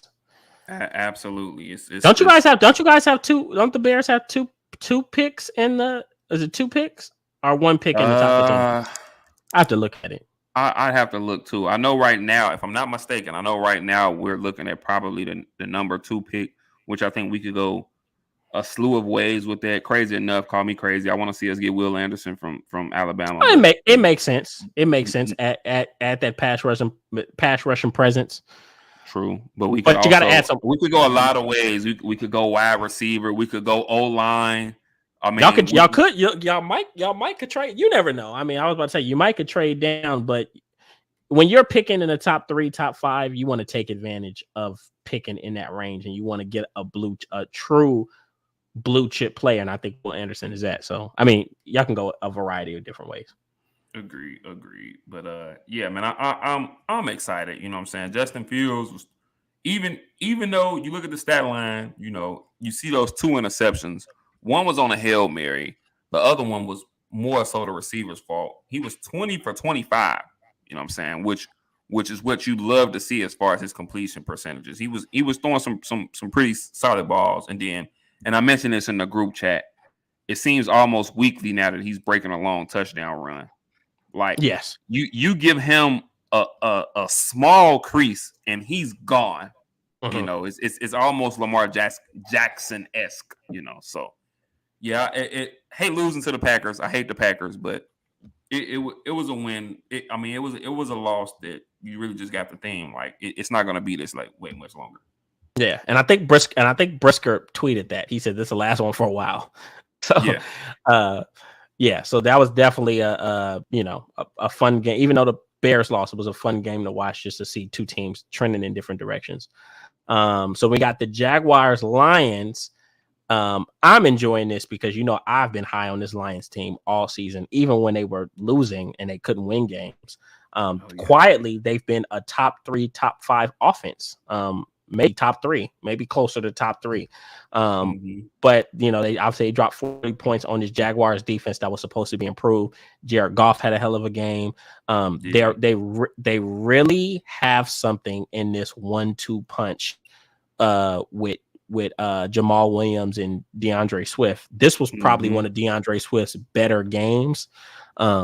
but they have something there, and they got DJ Shark back, which opened a lot of things up for them, receiving wise. And Amon St. Brown is a It's time to star. start talk. Yeah, it's time we start He's a talking about him. star. He's a star. He's a Definitely freaking time we start star. talking about him. Seriously. Yeah. And he was a 4th round draft pick. And they say he can name off the top of his head every receiver that was drafted ahead of him. So and when you got guys with that type of drive, man, you love to have them on your team. With that type of chip on their shoulder, you love to have them. And yes, it's time people start talking about him. You know what I'm saying? As far as receivers in this league, because he's making his imprint. He's putting his stamp on it. You know, he is arriving. Oh yeah, no, 100%. And on the other end, I just got to say this, not even to dwell on them too long. It's still a process. I'm liking what what Doug Peterson is doing with this team. I trust in Doug Peterson and his ability to build a team, but I have to continue to say it. Trevor Lawrence is having his growing pains, and now I think that over the past month he showed and he flashed what he can be. But I think that this was just another reminder that he still has a long way to go, and he's not quite the same, confident, dominant quarterback, physically imposing quarterback that we saw at Clemson. So it's going to take a while to get back to that caliber, that type of player at this level. But yeah, this was a very humbling loss for them. Yeah, I agree. Little bit of a disappointing performance for Trevor Lawrence, considering coming off the performance he had the week before in the comeback win. So yeah. Which was a pretty competitive game. Obviously the Vikings had pulled away. The Jets kind of started coming back. Mike White had, obviously he threw 57 passes, which is a fucking lot, but he made some pretty good throws, and he got Garrett Wilson involved, which I think is what people been wanting to happen. Garrett Wilson did you have him in fantasy? No, I don't. I don't know if you noticed, I'm trying to work a trade out so that I can get him. Actually, our good buddy Bo has him, and I'm trying to work something out so I can get him. I mean, I do have the best record in the fantasy league. I just, it's not, Anyways, I mean, I'm sick. Great, I'm fucking sick. Great, I'm sick. Not me, I am absolutely sick. Anyways, but yeah, no. But this game actually came down to a goal line stand by Minnesota. And yes. I have to say this about Minnesota. People get down on them, and people, they have this, especially for a winning team, they don't have a great point differential. I want to say it was -1 about a week and a half ago after they lost to Dallas. But they are what their record says they are. They're a winning football team. Exactly. And they've won a lot of tight knockout, drag out football games, and that is going to pay dividends for them later on down the line, especially in January when they are in the playoffs. So I just think people should put a little bit more respect on Minnesota than what they have been. No, I 100% agree. You know what I'm saying? They're a very, very, very solid, very well-rounded team, and I mean, people really got to put some respect on their names, you know what I'm saying? And even looking at this game, I mean, Kirk Cousins didn't blow you away. They kind of kept Justin Jefferson, bottled up a little bit, you know what I'm saying? 7 receptions, 45 yards, Sauce Gardner. But this was a team win. Yeah. It was legit a team win. And like you said with Mike White, I mean, he slung it 57 times, so I tell you what, I mean, they clearly they trust him. You know what I'm saying? Oh yeah. Like clearly they trust in his arm, and they gonna let him sling it. So I'm not gonna get too down on the Jets either. No, I think this is they're still a very good football. Tough game for them. Yeah, they're still a very capable team, and I'm not gonna get too down on them either, man. We'll see how they respond next week. Yeah, just a good game between two teams, and the Jets are still in the playoff hunt. So yep. So speaking of the playoff hunt, you got the Commanders and the Giants that tied, and this was once again just a classic NFC East division rivalry game. Taylor Heineke probably had one of his better games. Washington continues to be effective, and the Giants continue to be just a very well coached football team by Brian Daboll. It wasn't. I'll say this: both sides made a lot of mistakes. There were some, untimely plays, turnovers, lapses on defense. But the truth is this is two playoff teams. As it stands right now, if I'm not mistaken, both the Commanders and the Giants are still in the playoffs. And them tying this game actually made things harder for some of those teams that are trying to get in, because now it just kind of increases the chance that both these teams. I say it every week, but we're getting closer and closer to the reality that the entire NFC East might make the playoffs. We're getting very close to that reality. Just want to throw it out there. It's a distinct possibility. I've told you this over the past couple of weeks. I still think that the Seattle Seahawks will sneak in and get one of those spots. So I think ultimately, I think that they will get 3 teams in. Obviously, the Cowboys will get one of those wild card spots. I think, like I said, I still think Seattle gets in. I hate to say this, but they just battling so many injuries right now, and it's legit Saquon or bust for them. I think the Giants might find themselves the odd team out, but they shouldn't be disappointed at all. This should be a season for them to build on, and they can go into next season. If I'm not mistaken, no. Because another thing, like I said, I was listening to the talk radio. Another thing to keep an eye out, though. If I'm not mistaken, though, this coming up could be a contract season for Saquon Barkley. So it's going to be interesting to see what they do there and how they handle that as far as contract talks. So keep an eye out on it. True. And I'll say this: you were saying that you think we'll cover them in a little bit. You were saying you think Seattle's going to sneak in. I think we need to have. We'll talk about them in a minute, but I think we're going to have a realistic conversation about these 49ers, because right now the way that these numbers are, and them losing, Jimmy Garoppolo, which we're going to talk about. And they play Washington. I made the prediction that could be a team that they're battling for the last wildcard spot. I love this Seattle team, and Geno Smith is playing great football. He's playing great football. So I don't know. I still have to see if they even win their division first. They could easily be hanging into that last spot. So we'll see. But we got Tennessee and Philly, which was a game that I actually had Tennessee winning. But man, I think this was a game I didn't expect. Well, I guess I should have thought better because of AJ Brown, but I didn't think that Philly was going to be able to score and move the ball the way that they did against this Tennessee defense, because they've been so formidable. But them doing that really minimized, and I always say this, it's not a knock on him, but it's just the truth about who he is as a player. When the score gets high on the other side and you're playing from behind, Derrick Henry's impact completely gets minimized, because there's not very much he does great.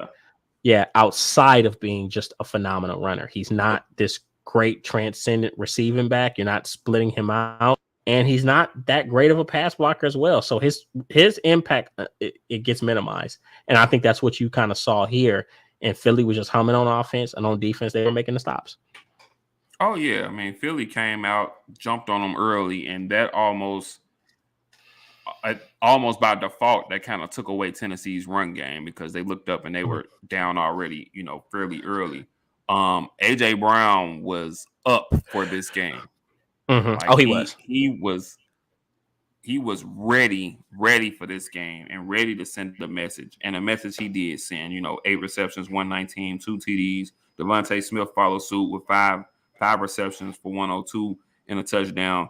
They're quietly one of the best wide receiver duos in the league. I think you probably give that best title to maybe Waddle and Hill right now, but they're one of the top 2 or 3 receiving duos in the league. And if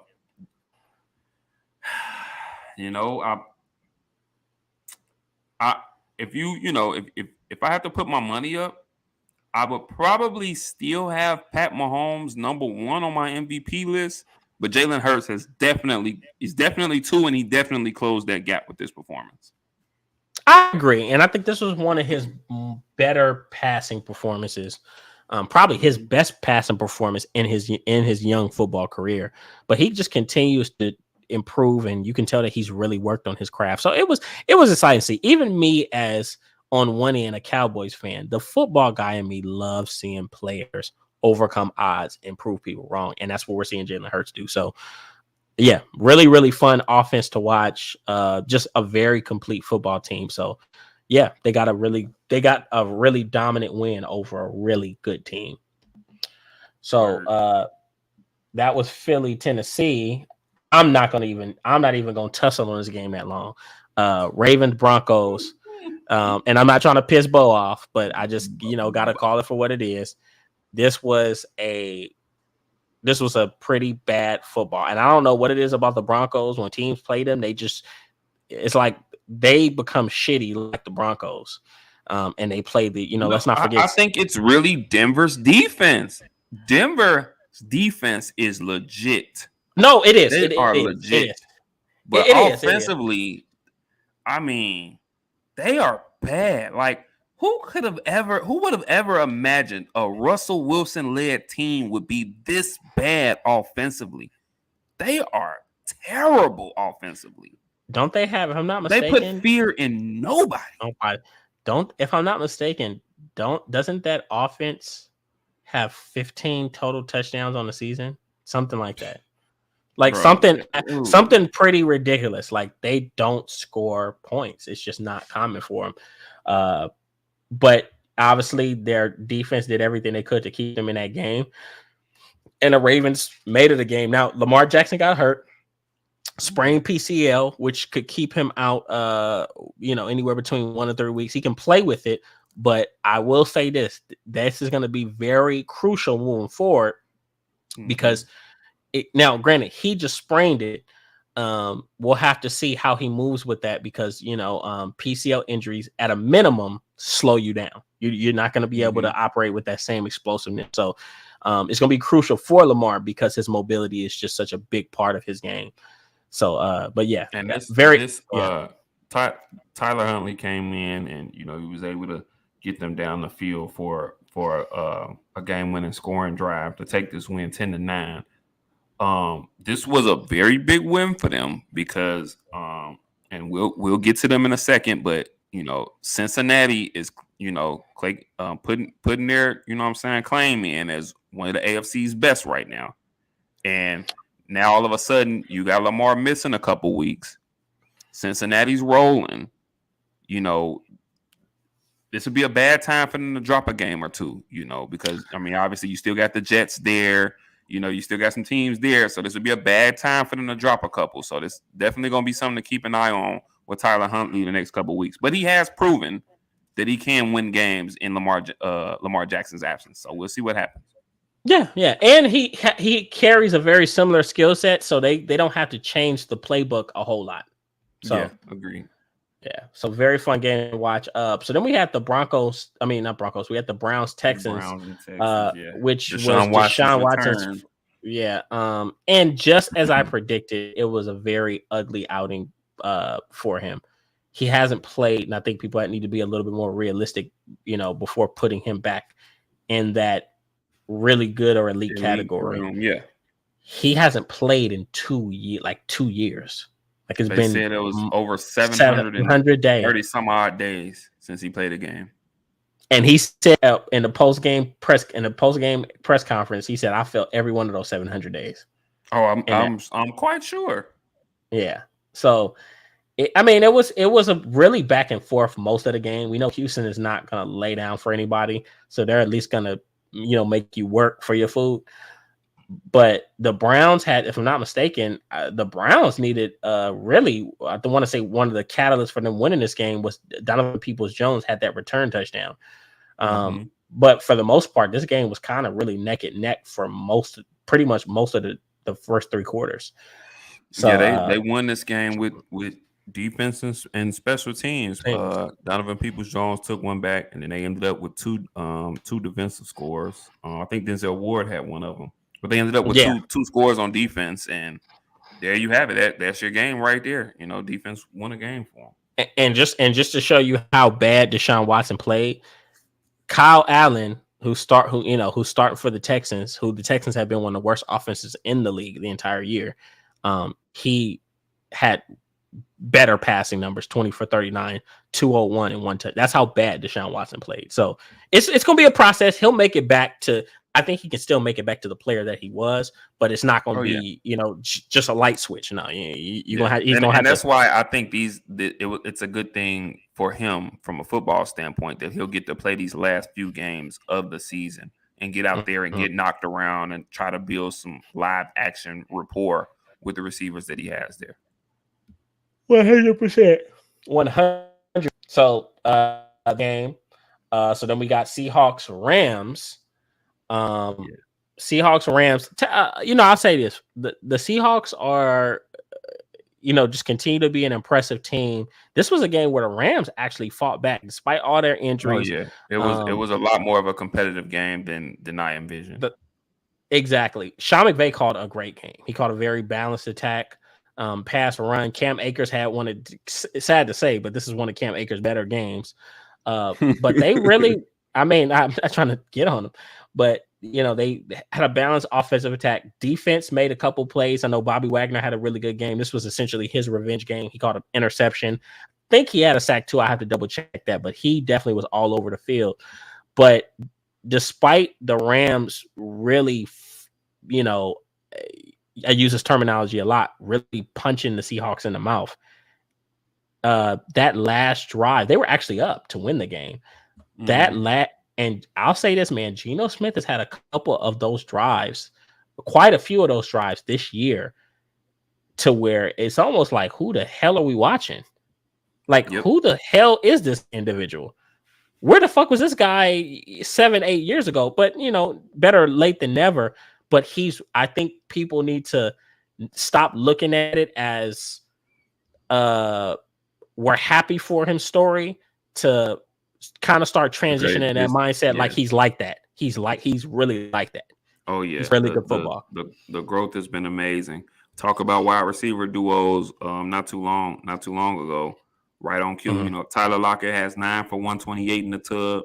DK Metcalf has 8 for 127 in the tub. So both of those guys came to play. Geno Smith, 28 for 39, 367, 3 TDs and 1 pick. I mean, to your point, it's time to really switch that narrative from, okay, we're really happy for him, to, okay, this dude's like that, Yeah. And he's been consistent. This has been consistent all year.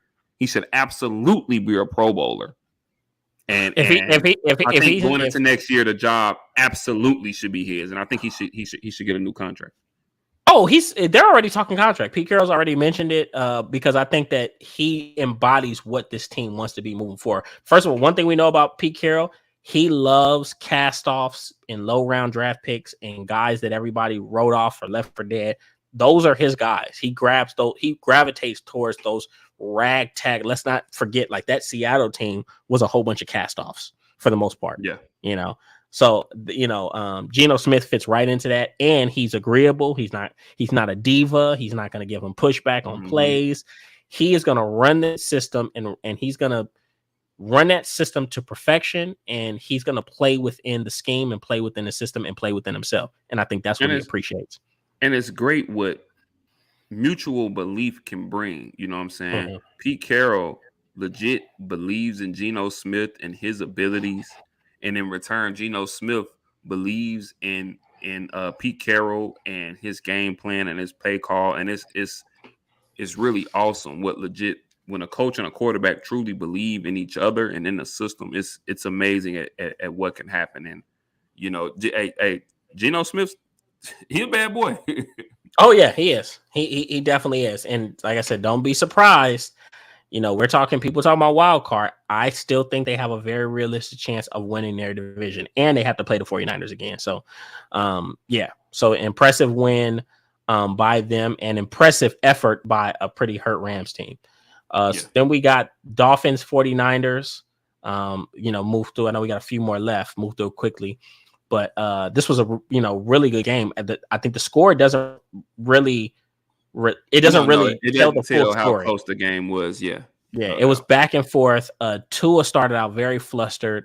Anybody that knows going into this game, he lost both of his starting tackles to injury, which Mhm. is, I mean, pretty condemning going against the 49ers front. But he was able to complete a couple of big passes. But for the most of the afternoon, I would say that defense was able to keep him in check because they were able to get pressure on him, Yeah. and they Nick Bosa had three sacks in this game and a forced yep, fumble. and a forced fumble. We know what player he is. And then they weren't able to run the football. And then defensively, I think overall, before I pass to you, I'll just say this: what this game showed me was that the Dolphins. It just showed how incomplete they really are. I think they're a really Mhm. good team, but I don't see them as this contender. They don't have a great defense um, that can consistently get those stops for you. And offensively, they can't run the football good enough, I think, to really offset Oh if yeah. Tua has a bad day or if they're not able to get those connections. So, yeah, I mean, that's for the Dolphins. And then for the 49ers, I mean, I think we just said it. They lost Jimmy Garoppolo for pretty much most of the year. Yeah, a report came out today saying that he may not need surgery, but there's a possibility that he could get back as early as the divisional round, for them. So we'll see what happens. In the meantime, they went with, I think his name was Bryce Purdy. Uh, Uh, uh, Brock Brock, Purdy. Brock, Excuse me. Brock Purdy, yeah. But in the meantime, they went with him. Not terrible, 18 for 33, 295, two TDs, two picks.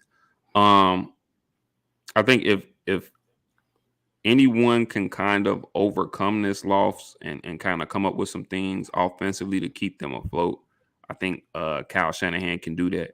So I think Mhm. moving forward, you're going to see them really rely heavily on the run. I think you're going to get a really solid, a huge dosage moving forward of Christian McCaffrey, who had about 100 and over 140 and 140 some total yards, All perfect. Yeah. all-purpose yards in the tub. I think you're going to really see him rely heavily on Christian McCaffrey and on Deebo Samuels and continue to find creative ways to get those guys touches. And yeah, man, we'll just see what happens moving forward, man. It's going to be some interesting developments because, as you said, I mean, the Seattle team is going to keep chugging along. So things just got interesting in the NFC West. Oh, and don't forget, I know we love Kyle Shanahan as a coach and as an offensive mind. But let's not forget he hasn't had a ton of success outside of Jimmy Garoppolo as a Yeah, I starting was just gonna quarterback. say, a couple years ago he missed some games. I think they missed the playoffs that season when they had C.J. Beathard and some of those Mhm. guys. I think they missed the playoffs. So see Yeah, what so happens. it's not pretty. So we'll definitely we got to see how that goes within the next few weeks. But then we got the Chiefs Bengals, which I knew was going to be a good fucking game. I called it. I Mhm. knew tell you the truth, this game is no different than the last two matchups that they had in Yeah, the playoffs and in the end of the last and regular season. mm-hmm. It's and pretty similar. Cincinnati has beaten this team 3 times in a row now. So I And mean look, they in really 2022, have in in 2022. yeah. They really seem Um, to have this team's number. can I say this? Joe Burrow is just so composed. It's almost scary sometimes Hmm. to see a person so composed. That last slant route that he completed to T. Higgins with pressure in his face, and he didn't flinch. Big time throw and catch. Big time throw, and it was just like, man, like this dude, this was 3rd and 11. This Hmm. 3rd and a mile, and you completed it, and it was just like it was nothing. And the pressure and didn't even phase him. So I continue to be impressed by this. This Bengals team is resilient. Oh yeah. Like I think that they're gonna, even before Lamar went down, I really think they're gonna win their division. I do. And I you see gotta it. show some love even in Joe Mixon's absence. You gotta show some love Smart, to smart, Samaje P. Ryan, who's been running the showing his ball. He went ass. for another 106 yesterday, so or Sunday, excuse me. So gotta show him some love as well. I could really say I think things are shaping up because I think what Cincinnati is seeing that they have a two-headed monster at running back. Oh Um, yeah. they're probably one of the more complete teams in the league, and their defense is I was underrated. literally about to say that very same thing. That Yeah, they've really become one of the most complete teams in the NFL. I was about to say the same thing. yeah. So, And then yeah, on the flip Chiefs side with are. the Chiefs, I mean, hey, they lost to a good team. Mhm. Flat out, point blank, period. They lost to a good team that has their number right now. Nothing to sound the alarm about. Nothing to be, go crazy over. Hey, they're still a great team. They still probably, they'll still probably be the number one seed in the AFC. And I mean that nothing to write home about. They just lost to a really good team. Exactly. Yeah. So I mean, yeah, you don't think any less or any differently of them. And Pat Mahomes played a pretty good game. So Yeah, he so did. then he played a really good game. So then we move on to these last few games. Chargers Raiders. I keep it very simple on this one. The Raiders have been on a winning streak as of late. Obviously, Yeah. Josh Jacobs has just been otherworldly, Out of his mind. out of his and mind. he's another guy. Be on the lookout. Contract talks for him next year or in the off Exactly. season. Yeah. So you know how are they going to handle that? And then Devontae Adams on a bad Raiders team, you look up, and to tell you the truth, he may very well still be the best receiver in football. And that's no knock against Justin Jefferson, but Devontae Adams is so damn consistent. And it's like Oh, he's absolutely. quiet. He's so good that it's almost like he's quietly great. And you look up and you're like, damn, he's been doing this all year. I think it's just under the radar this year because he's coming off, with the Packers. They, two back to back, I think 13-3 seasons or so for the Packers, 2 number 1 seeds. So it was just out there to see that he was doing so well. Vice here in Las Vegas, the season hasn't quite been as successful, although they've been playing a lot better of late. Season hasn't quite been as successful, so that eye hasn't necessarily been on him, but he's been just as good as he always is. Just as good. Exactly. And then on the other end with the Chargers, I mean, I'll be honest, man, they're a bad team with a great quarterback. And Justin Herbert. Brandon Staley, I think Brandon Staley has to go. Oh, he's going to lose. If they don't make the playoffs this year, he has to go. Oh, and I think that that's understood. There's no way. Because I think the way the Raiders are playing, I hate to say it like this, they have a chance. I think they might lose one more game. Like maybe one more game. I mentioned this last week. I was saying with the win that they had last week, there could be one of those momentum building, season changing wins to help them really get to playing some good football for the rest of this year and really go into next year with a lot of momentum. Even this season, they've given up 2 or 3 leads of double digits already late in games this season. Right. You know what I'm saying? Otherwise, I mean, they're 5-7 right now. They could easily be 7-5. Easily. Oh, very, very, very easily. But see, now their defense is actually playing with more spirit, more energy. You saw Chandler Jones have one of his better games. He had 3 sacks, I think, in this game. So this team is really starting to buy in, and they're starting to have that second half surge. And I'm not saying they're going to make the playoffs. They're going to make a run. Yeah, they're going to make a run at it. They're going to make a run. I could very well see them ending the season at 9-8. Which is which to me, either. Yeah, and considering how they started, that has to be a win. They may miss out. They might just miss the playoffs on that. But I think Josh McDaniels and they'll definitely have something great to look forward to and some momentum to take into next season. And expectations will be high once again. Exactly. Yeah, especially if they can fix that defense. So. Pretty good game, Raiders rising, Chargers just continue to flounder and fall, and we'll see if Brandon Staley gets fired. So then we have the Colts Cowboys, which to tell you the truth, that I'll say this, it was a close game pretty much for 3.5 quarters. The Colts are a feisty team. Defensively, they're actually really good. They're not a lay down defense. They're really tough. They can slow down a run. They can stop the pass. They can blitz. They're a really, really, really, really, really tough team. They just, they just have lost some close games, and they've had some issues with turnovers at the quarterback position. Matt Ryan hasn't always played great, but the Cowboys had one of their games where they started a little bit slow, and then you kind of saw it. They started to pick up as the game wore on. They once they got the lead, they never fell behind again. I want to say that was in the second quarter, and then in the fourth quarter, they just flipped another switch. And I think what the Cowboys are showing you in comparison to years past is that there is another level that they can arrive to, that they can play at, that, I mean, kind of really makes them really, really tough to beat. But the question for them is, can they sustain that level of play, or anything close to it? So that's the big question mark. But I mean, pretty good game. Yeah, like you said, I mean, I think kind of mid to late third quarter, the Colts were going for a 2-point conversion to tie this game at 21 all.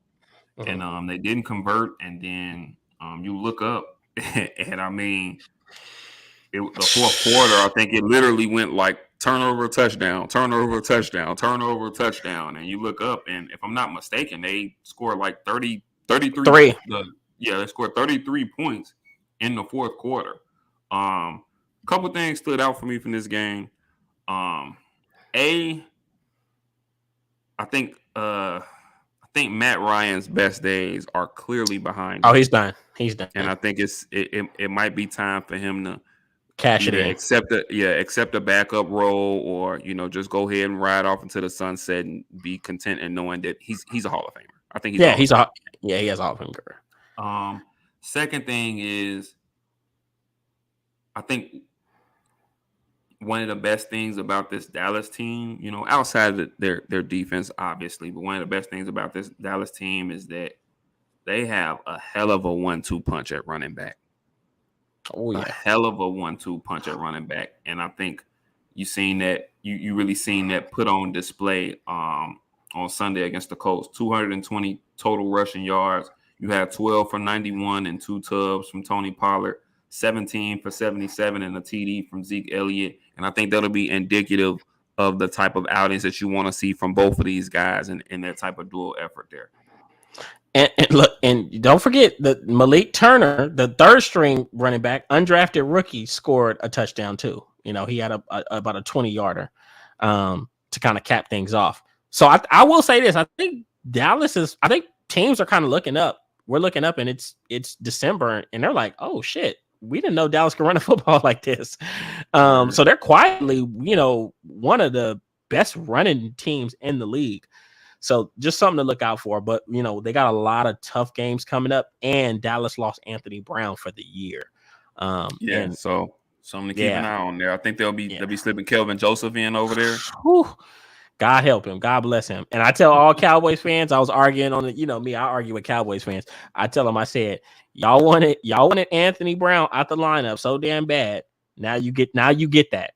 I said, you kept knocking on the devil's door. Now he's going to answer you. So, you wouldn't want Anthony Brown. He was so terrible. Watch Kelvin Joseph work. Maybe he rises to the occasion, or maybe he looks as bad as he's looked all season every time he gets in. But we'll see what happens with that. Either way, we're about to find out.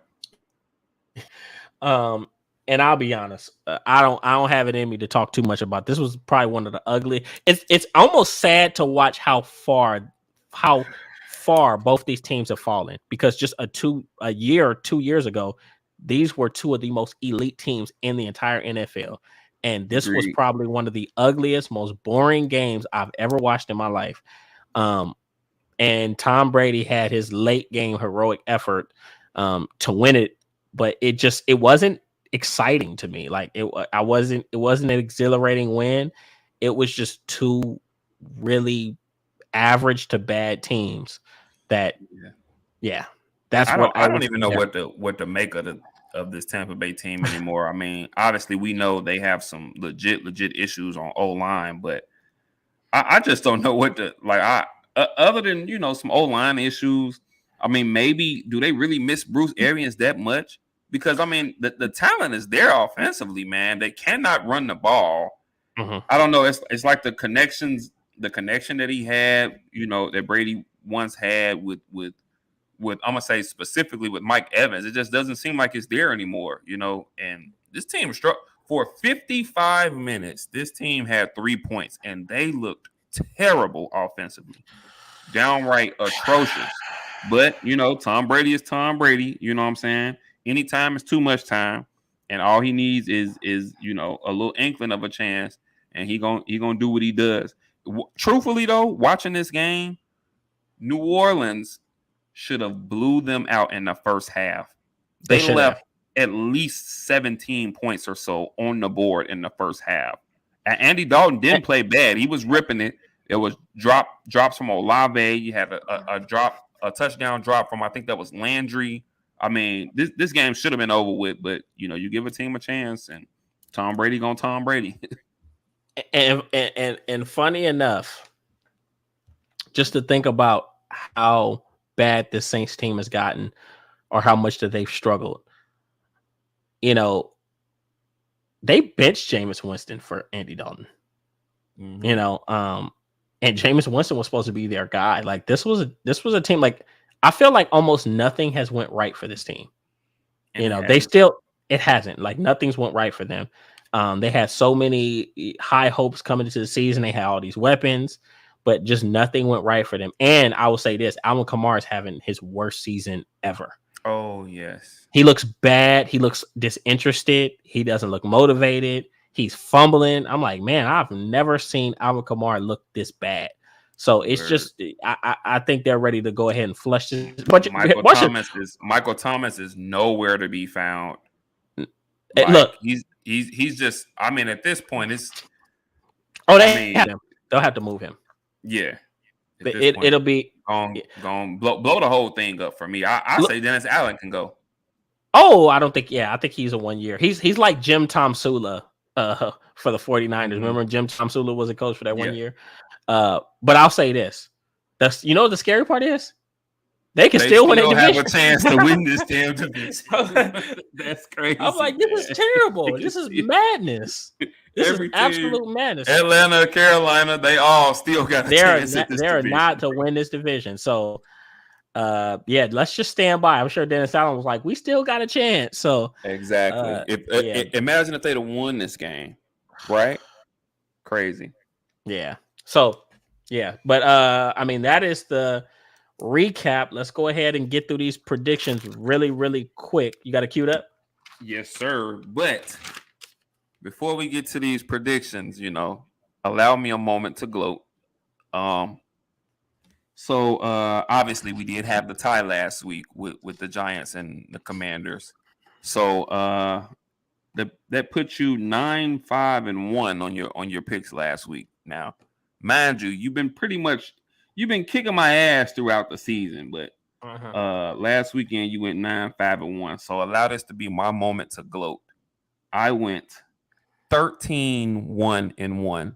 The only one I missed was Jacksonville, in which we both picked Detroit in that Detroit-Jacksonville game. And then obviously we have the tie with Washington and the Giants. But record last week for me, 13-1-1. I just wanted to throw that on out there. Congratulations. Let me get a win here. All right, let's jump into it real quick, man. All right. Thursday night game, Las Vegas Raiders at the LA Rams. The Raiders are 6-point favorites on the road Thursday night. Who you got? Raiders riding hot. I just don't see this. I just don't see the Rams being able to stop them on offense. The difference between them and what they saw this week in Seattle is that the Raiders are running the ball. Josh Jacobs is running the ball better than anybody in the league right now. That's Derrick Henry included. So, so I just don't see that. I think that's going to be a pretty one-sided game. I'm going to take the Raiders. I agree. Report came out today that I guess the Rams did pick up Baker Mayfield off of waivers. Baker was waived by Carolina. The Rams did pick Mhm. him up off waivers, and supposedly they sent him like a playbook, and they have him on the plane, on the flight, studying, and they sent somebody out there to fly back with him and kind of work with him on the offense, because they say that there is a possibility that he could play in this Thursday night game. So my how the mighty have fallen, you know what I'm saying? So it's crazy, but yeah, What I do you agree. get out of? What do you get out of this? What do they get out of this? I guess they just needed somebody to finish the season. Okay, I get. I'm assuming, you know what I'm saying? Yeah. Stafford's going to be out. The kid that they started last week, I can't think of his name, from out of Virginia, but I mean, Wolford something. Wolford. no, they started Wolford Sunday. They started another guy, Perkins or something, the week Perkins, before. yeah, Bryce Perkins or something like that. So yeah, I don't know. Maybe they just need somebody to finish the season. But either way, I'm with you, man. The Raiders, and it'll probably be a pretty big one. All right, good game right here. New York Jets at the Buffalo Bills. Buffalo is 9.5 point favorites at home. That is high. That's disrespectful. That is high. That's and I'm gonna tell you. I'm gonna tell you, is it an injury or something we don't know about? Because that is mad. I'm gonna tell you this. I think that's disrespectful because, I mean, if we're looking at where Buffalo's strengths lie, this Jets team, they got a great secondary. And Sauce Gardner, I didn't think I'd be able to say this, but Sauce Gardner has looked like the best corner in the league as a rookie. I agree. You know what? I'm gonna be that asshole.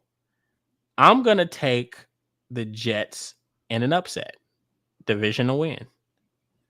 I wouldn't be surprised. I'm gonna take the Bills just because I think they get at least one, maybe two turnovers out of Mike White.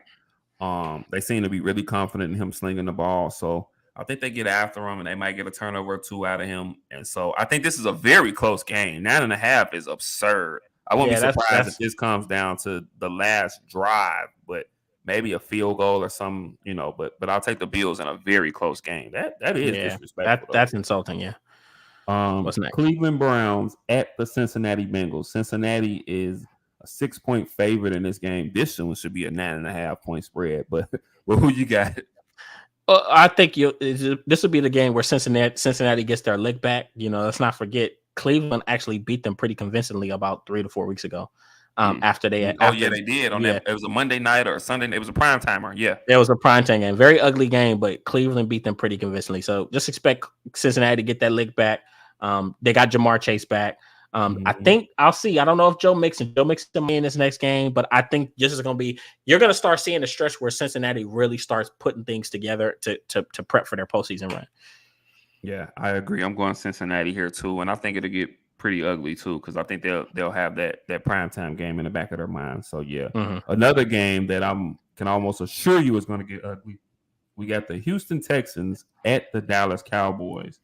Dallas is 17-point favorites in this game. Who you got? I mean, I'm gonna take Dallas. Hopefully they can start fast and stop playing with their food and just get it out the way. Hopefully they can really work on some things offensively. Expect them to work on the downfield pass. This is the type of game. I mean, I hate to say it, you don't want to get upset, but this is the type of game where you start working on shit and pulling stuff out your ass and seeing what it looks like. So hopefully they can make some improvements in the deep passing game and get some guys up to speed. Yeah. I agree. The Cowboys will probably win this one in a landslide. I would probably take Dallas and the points. That's how much I think they'll win by. I take the 17. So yeah, the Dallas there. No more time needs to be wasted on that. Interesting matchup here. Minnesota Vikings at the Detroit Lions, and actually Detroit is favored 2.5 at home. That's disrespectful too. I don't care how well Detroit's playing. That's disrespectful. I could see it. Why? It's gonna be a tough matchup for Minnesota, and that's because, I mean, let's be honest, the Lions, I think we're seeing how good it can be. They should have beat Buffalo on Thanksgiving. They were the better team. They just made one less play. Jared Goff is playing his ass off right now.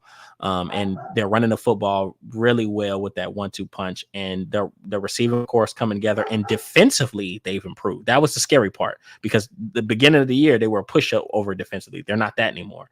They're actually formidable. They moved Jeff Okuda to slot corner. He's blitzing and he's doing all kind of crazy stuff.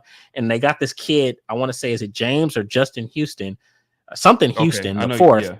Who, from my understanding, hasn't even really was elevated from their practice squad, and he's acting a goddamn fool. And Aiden Hutchinson continues to show itself. So I don't be honest, I could see why they should be favored. I don't know about 9 points. That's disrespectfful, but I could. They were favored 2.5. 2.5. Oh, okay. I mean, for a 5-7 team to be favored over a 10 they the best team, they the best. They the best 5. It's just matchups. They the best 5-7 team I've seen in a while. But I'm gonna go ahead and I'm gonna take the Lions. Okay. I don't know. I think this is one of those games. It'll be close, but I think this is one of those games and another one of those examples of Detroit not quite being able to close out a game and just really learning how to win. So I think this will be a very high scoring affair. I think it'll be points all over, touchdowns all over, but I'm gonna go with Minnesota in this one. Fair enough. Jacksonville Jaguars at the Tennessee Titans. Tennessee is favored by 3.5. Who you got? Tennessee. I think this would be the game where you see them kind of get back on track, and really get back on track and get back to doing the things that they need to do. Treylon Burks looked like he was kind of coming to himself. I think he got a concussion. He was knocked out. We'll see if he plays this week, but they got to get that running game back going, and defensively they got to pick themselves back up. And what better matchup than a struggling Jaguars team? So I think this would be a game where they kind of reset and get locked back in and kind of get back to their winning ways.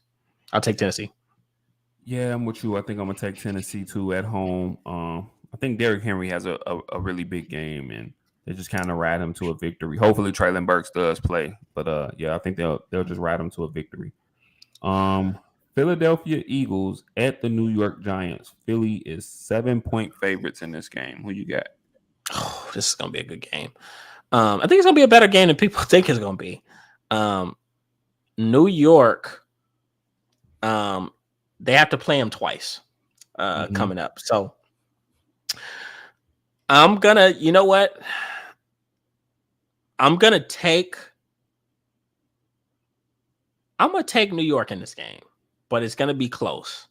It'll be by like a field goal. But this is gonna be a very tight game. I disagree. I'm gonna have to take Philly in this game. The Giants, once again, man, they just got it. They are so dependent on Saquon Barkley, like it's not even funny. You know, outside of Darius Slayton, I don't even think I can name another receiver on that team right now. You know, they're really decimated with injuries in Kenny Galladay. It's cool. Stop. Look, hey, has he suited up, bro? Like, is he still suiting up? You know. Yeah. But yeah, I think they'll hang tough early, and then I think Philly will break away late, and they'll win probably by 2 scores. So yeah, I'm gonna go with Philly on this one. Okay. Baltimore Ravens at the Pittsburgh Steelers. Pittsburgh is 2.5-point favorites, obviously with the injury to Lamar Jackson. Who you got in this game? I'm gonna take Pittsburgh. I think this is gonna be a classic. It's gonna be a classic. Baltimore Pittsburgh rivalry. We know this Pittsburgh defense is kind of rounded back into shape. They got TJ Watt back a few weeks ago, and he's getting his feet under him. And they're running the football a little bit better offensively with Najee Harris, and Kenny Pickett is starting to get it. Now, I think that this Baltimore Ravens defense is going to make it tough, but I just think that offensively, not having Lamar, I know we like Tyler Huntley, but I don't feel like they're going to get that pop play that they usually get from Lamar to ultimately win this game. And I think once again, Mike Tomlin is Mike Tomlin. So I'm gonna go ahead and take Pittsburgh in this game. I'm gonna take Pittsburgh as well, man. I think they're another team that's quietly starting to go on a little run. We're starting to see Kenny Pickett, make little strides. He's not turning the ball over. I think that this will be a very low scoring game. I think this will be a defensive battle. Mhm. But I think Pittsburgh can come out on top in this game. I could see maybe a 16-13 win for Pittsburgh. Um, Kansas City Chiefs at the Denver Broncos. Kansas City is 9.5-point favorites. Who I'm you got? surprised. I'm surprised they're just 9.5 point favorites. Um, I'm gonna go ahead and take Kansas City. Yeah. And I'm gonna take over on the points. You got 9.5. I think this could be a game where they win by, you know, a 2 possession game. Not saying that Denver's defense is bad, but Kansas City is just they score in bunches, and it's just so difficult, especially with a defense that's going to be on the field all game. I think that's going to be tough. I think you'll see them they'll allow a few big plays, not because they're bad, but because they're going to be overwhelmed. They'll be on that field all game. Yeah. I'm gonna go with the Chiefs as well. I think the Broncos will hang tough because once again, I mean they have a legit defense, so I think Mhm. they'll hang tough. But yeah, I mean Patrick Mahomes will make a play or two to Kelsey or something. I'll say maybe a 20-10 game, 23-10, but Kansas City wins this thing.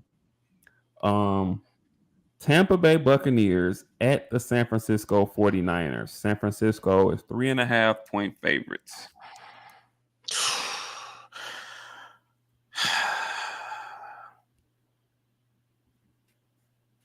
Part of me wants to pick Tampa Bay because I just feel like defensively they're gonna take advantage of Brock Purdy, Mm-hmm. but I'm so unconfident because of how bad they look offensively. Mm-hmm. Um, you know what? I'm just gonna take San Fran. I think it'll be closer than what people think it's gonna be. Um, Prepare for a turnover battle on both ends of the spectrum, but I'm gonna go ahead. I'm gonna take San Fran. I'm gonna take the points. I'm gonna go ahead and I'm gonna be that guy. I'm gonna take Tampa Bay. I guess this will be my upset of the week. I'm gonna take Tampa Bay for no other reason than what you mentioned earlier. I think that defensively they'll make it kind of a struggle or excuse me, they'll make Brock Purdy beat them. I think they'll really stack up against the run and not allow Christian McCaffrey and Debo Samuel to really break off for any huge plays. I think that they kind of got the linebackers for that matchup kind of against a Christian McCaffrey coming out the backfield. Speed, So, yeah. yeah. So, yeah, I think this will be a game pretty similar to the one we just seen. Another, maybe late game winning drive from Tom Brady. Don't be surprised if Nick Bosa has another 2 or 3 sacks again because their line, It's isn't at terrible. its best right now. But yeah, I'm gonna take Tampa Bay in a close one. And that's the Thursday night. What game is that? Is that the Thursday night game? That's a Sunday afternoon game. Sunday afternoon game. Yeah. Mm-hmm. Carolina Panthers at the Seattle Seahawks. Seattle's 3.5-point favorites. Who you got? I'm gonna take Seattle. Carolina's gonna fight them. They're gonna make it tough, but I think that Seattle is in a place where they're really gonna put their foot on the gas, and finish this thing out and do everything that they can to grab one of those playoff spots. But let's be on the lookout for Kenneth Walker III. He got hurt against the Rams game. He has a chance to play this week, but we'll have to kind of get some updates. So we'll see how the week of practice progresses for him. I'm going with Seattle as well.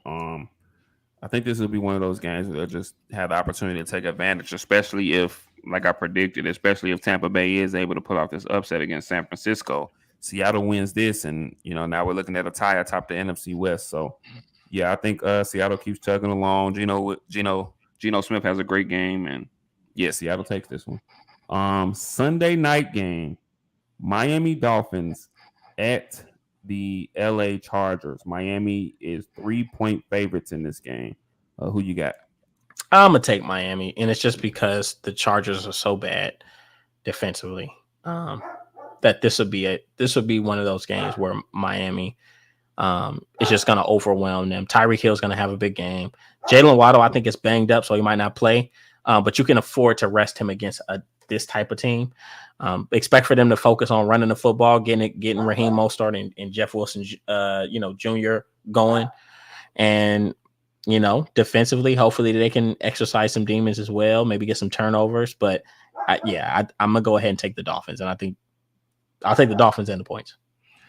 And you know what? I think that not having if Jalen Waddle doesn't play, if he doesn't play, I think him not being there will prove to be a slightly bigger loss than we think. And so, yeah, I think I'm gonna take another upset here. I think I'm gonna take the Chargers at home. I think we finally see a game where Justin Herbert rises up, and I think Justin Herbert will be the better quarterback on the field that night. I think we finally see him just go get a game. And so I think Keenan Allen's been back. He's due to have a really solid game. I'm gonna take the Chargers. I'm gonna take the Chargers to against my better judgment. I'm gonna take the Chargers. Last but not least, fairly uneventful Monday night game. New England Patriots at the Arizona Cardinals. New England's favored by 1. Who you got? New England. It's just because, it's not too much that Arizona's doing well right now. Kyler Murray's playing bad football. Defensively, they have ups and downs. You got a lot of turmoil within the organization with Cliff Kingsbury and some of the players, namely Kyler Murray, who is the quarterback and supposed leader of that team. So I just think that you'll see a team that maybe isn't as talented, but is a lot more structurally sound, better organization. I think this will be a game where you see New England find a way to win this football game. I guess I'm gonna take the upset again, man. I really don't like what New England has going on offensively, and I think their offensive struggles kind of linger over. I think this is a big D-Hop game. I think he has a great game, and I'm gonna take the Cardinals at home here. I'm gonna take the Cardinals. Fair enough. You know me. I don't trust no Kyler Murray. Oh yeah, I mean, understandable, but can't trust him. Know, somebody got to jump out on that limb. Why not me? But there it is once again. Our predictions for week 14. Man, the season's flying by. It went by fast. Yeah. Predictions for week 14, 18. So yeah, 4 or 5 weeks left in the season. So there it is, man. Once again, yet another great episode. Don't forget to follow us on Instagram at Rooted in Sports. Don't forget to like and subscribe to our YouTube page, which is also, Rooted in Sports. Go ahead, like and subscribe, and go back and, just view our previous episodes. This was episode 40, if I'm not mistaken. 40. We're 40 strong, man. Chugging along, man. You can follow us individually on Instagram. I am at iSwan_0623. Once again, that's at iSwan_0623. And then my boy Kenny here is at Tiberius 519. 519. At Tiberius 519. So give us each an individual follow. Once again, go ahead and follow the Rooted in Sports page. That's simply at Rooted in Sports. And yeah, we're gonna keep coming to y'all, man, with this heat. We're gonna keep coming. We'll be right back here next Tuesday. Anything you need to put out? Anything else? Nothing much, man. We got the holidays coming up. Just be on the lookout. Rooted in Sports Community every Saturday on Twitter Spaces. Every Saturday, 12 p.m. Pacific Standard Time, 2 p.m. Central Standard Time. 3 Please p.m. jump on, guys, because it's fun. It's a little real up in there, and it's very fun. Yeah, no, most definitely. So, yeah, a lot of good sports going on, you guys. So just enjoy the moment, spend time with family, be safe, and we'll be here with you guys next Tuesday. And yeah, give you guys your next sports updates. No doubt. So, yeah, until we meet again, much love. God bless. We'll catch y'all next week, man. Catch you next week.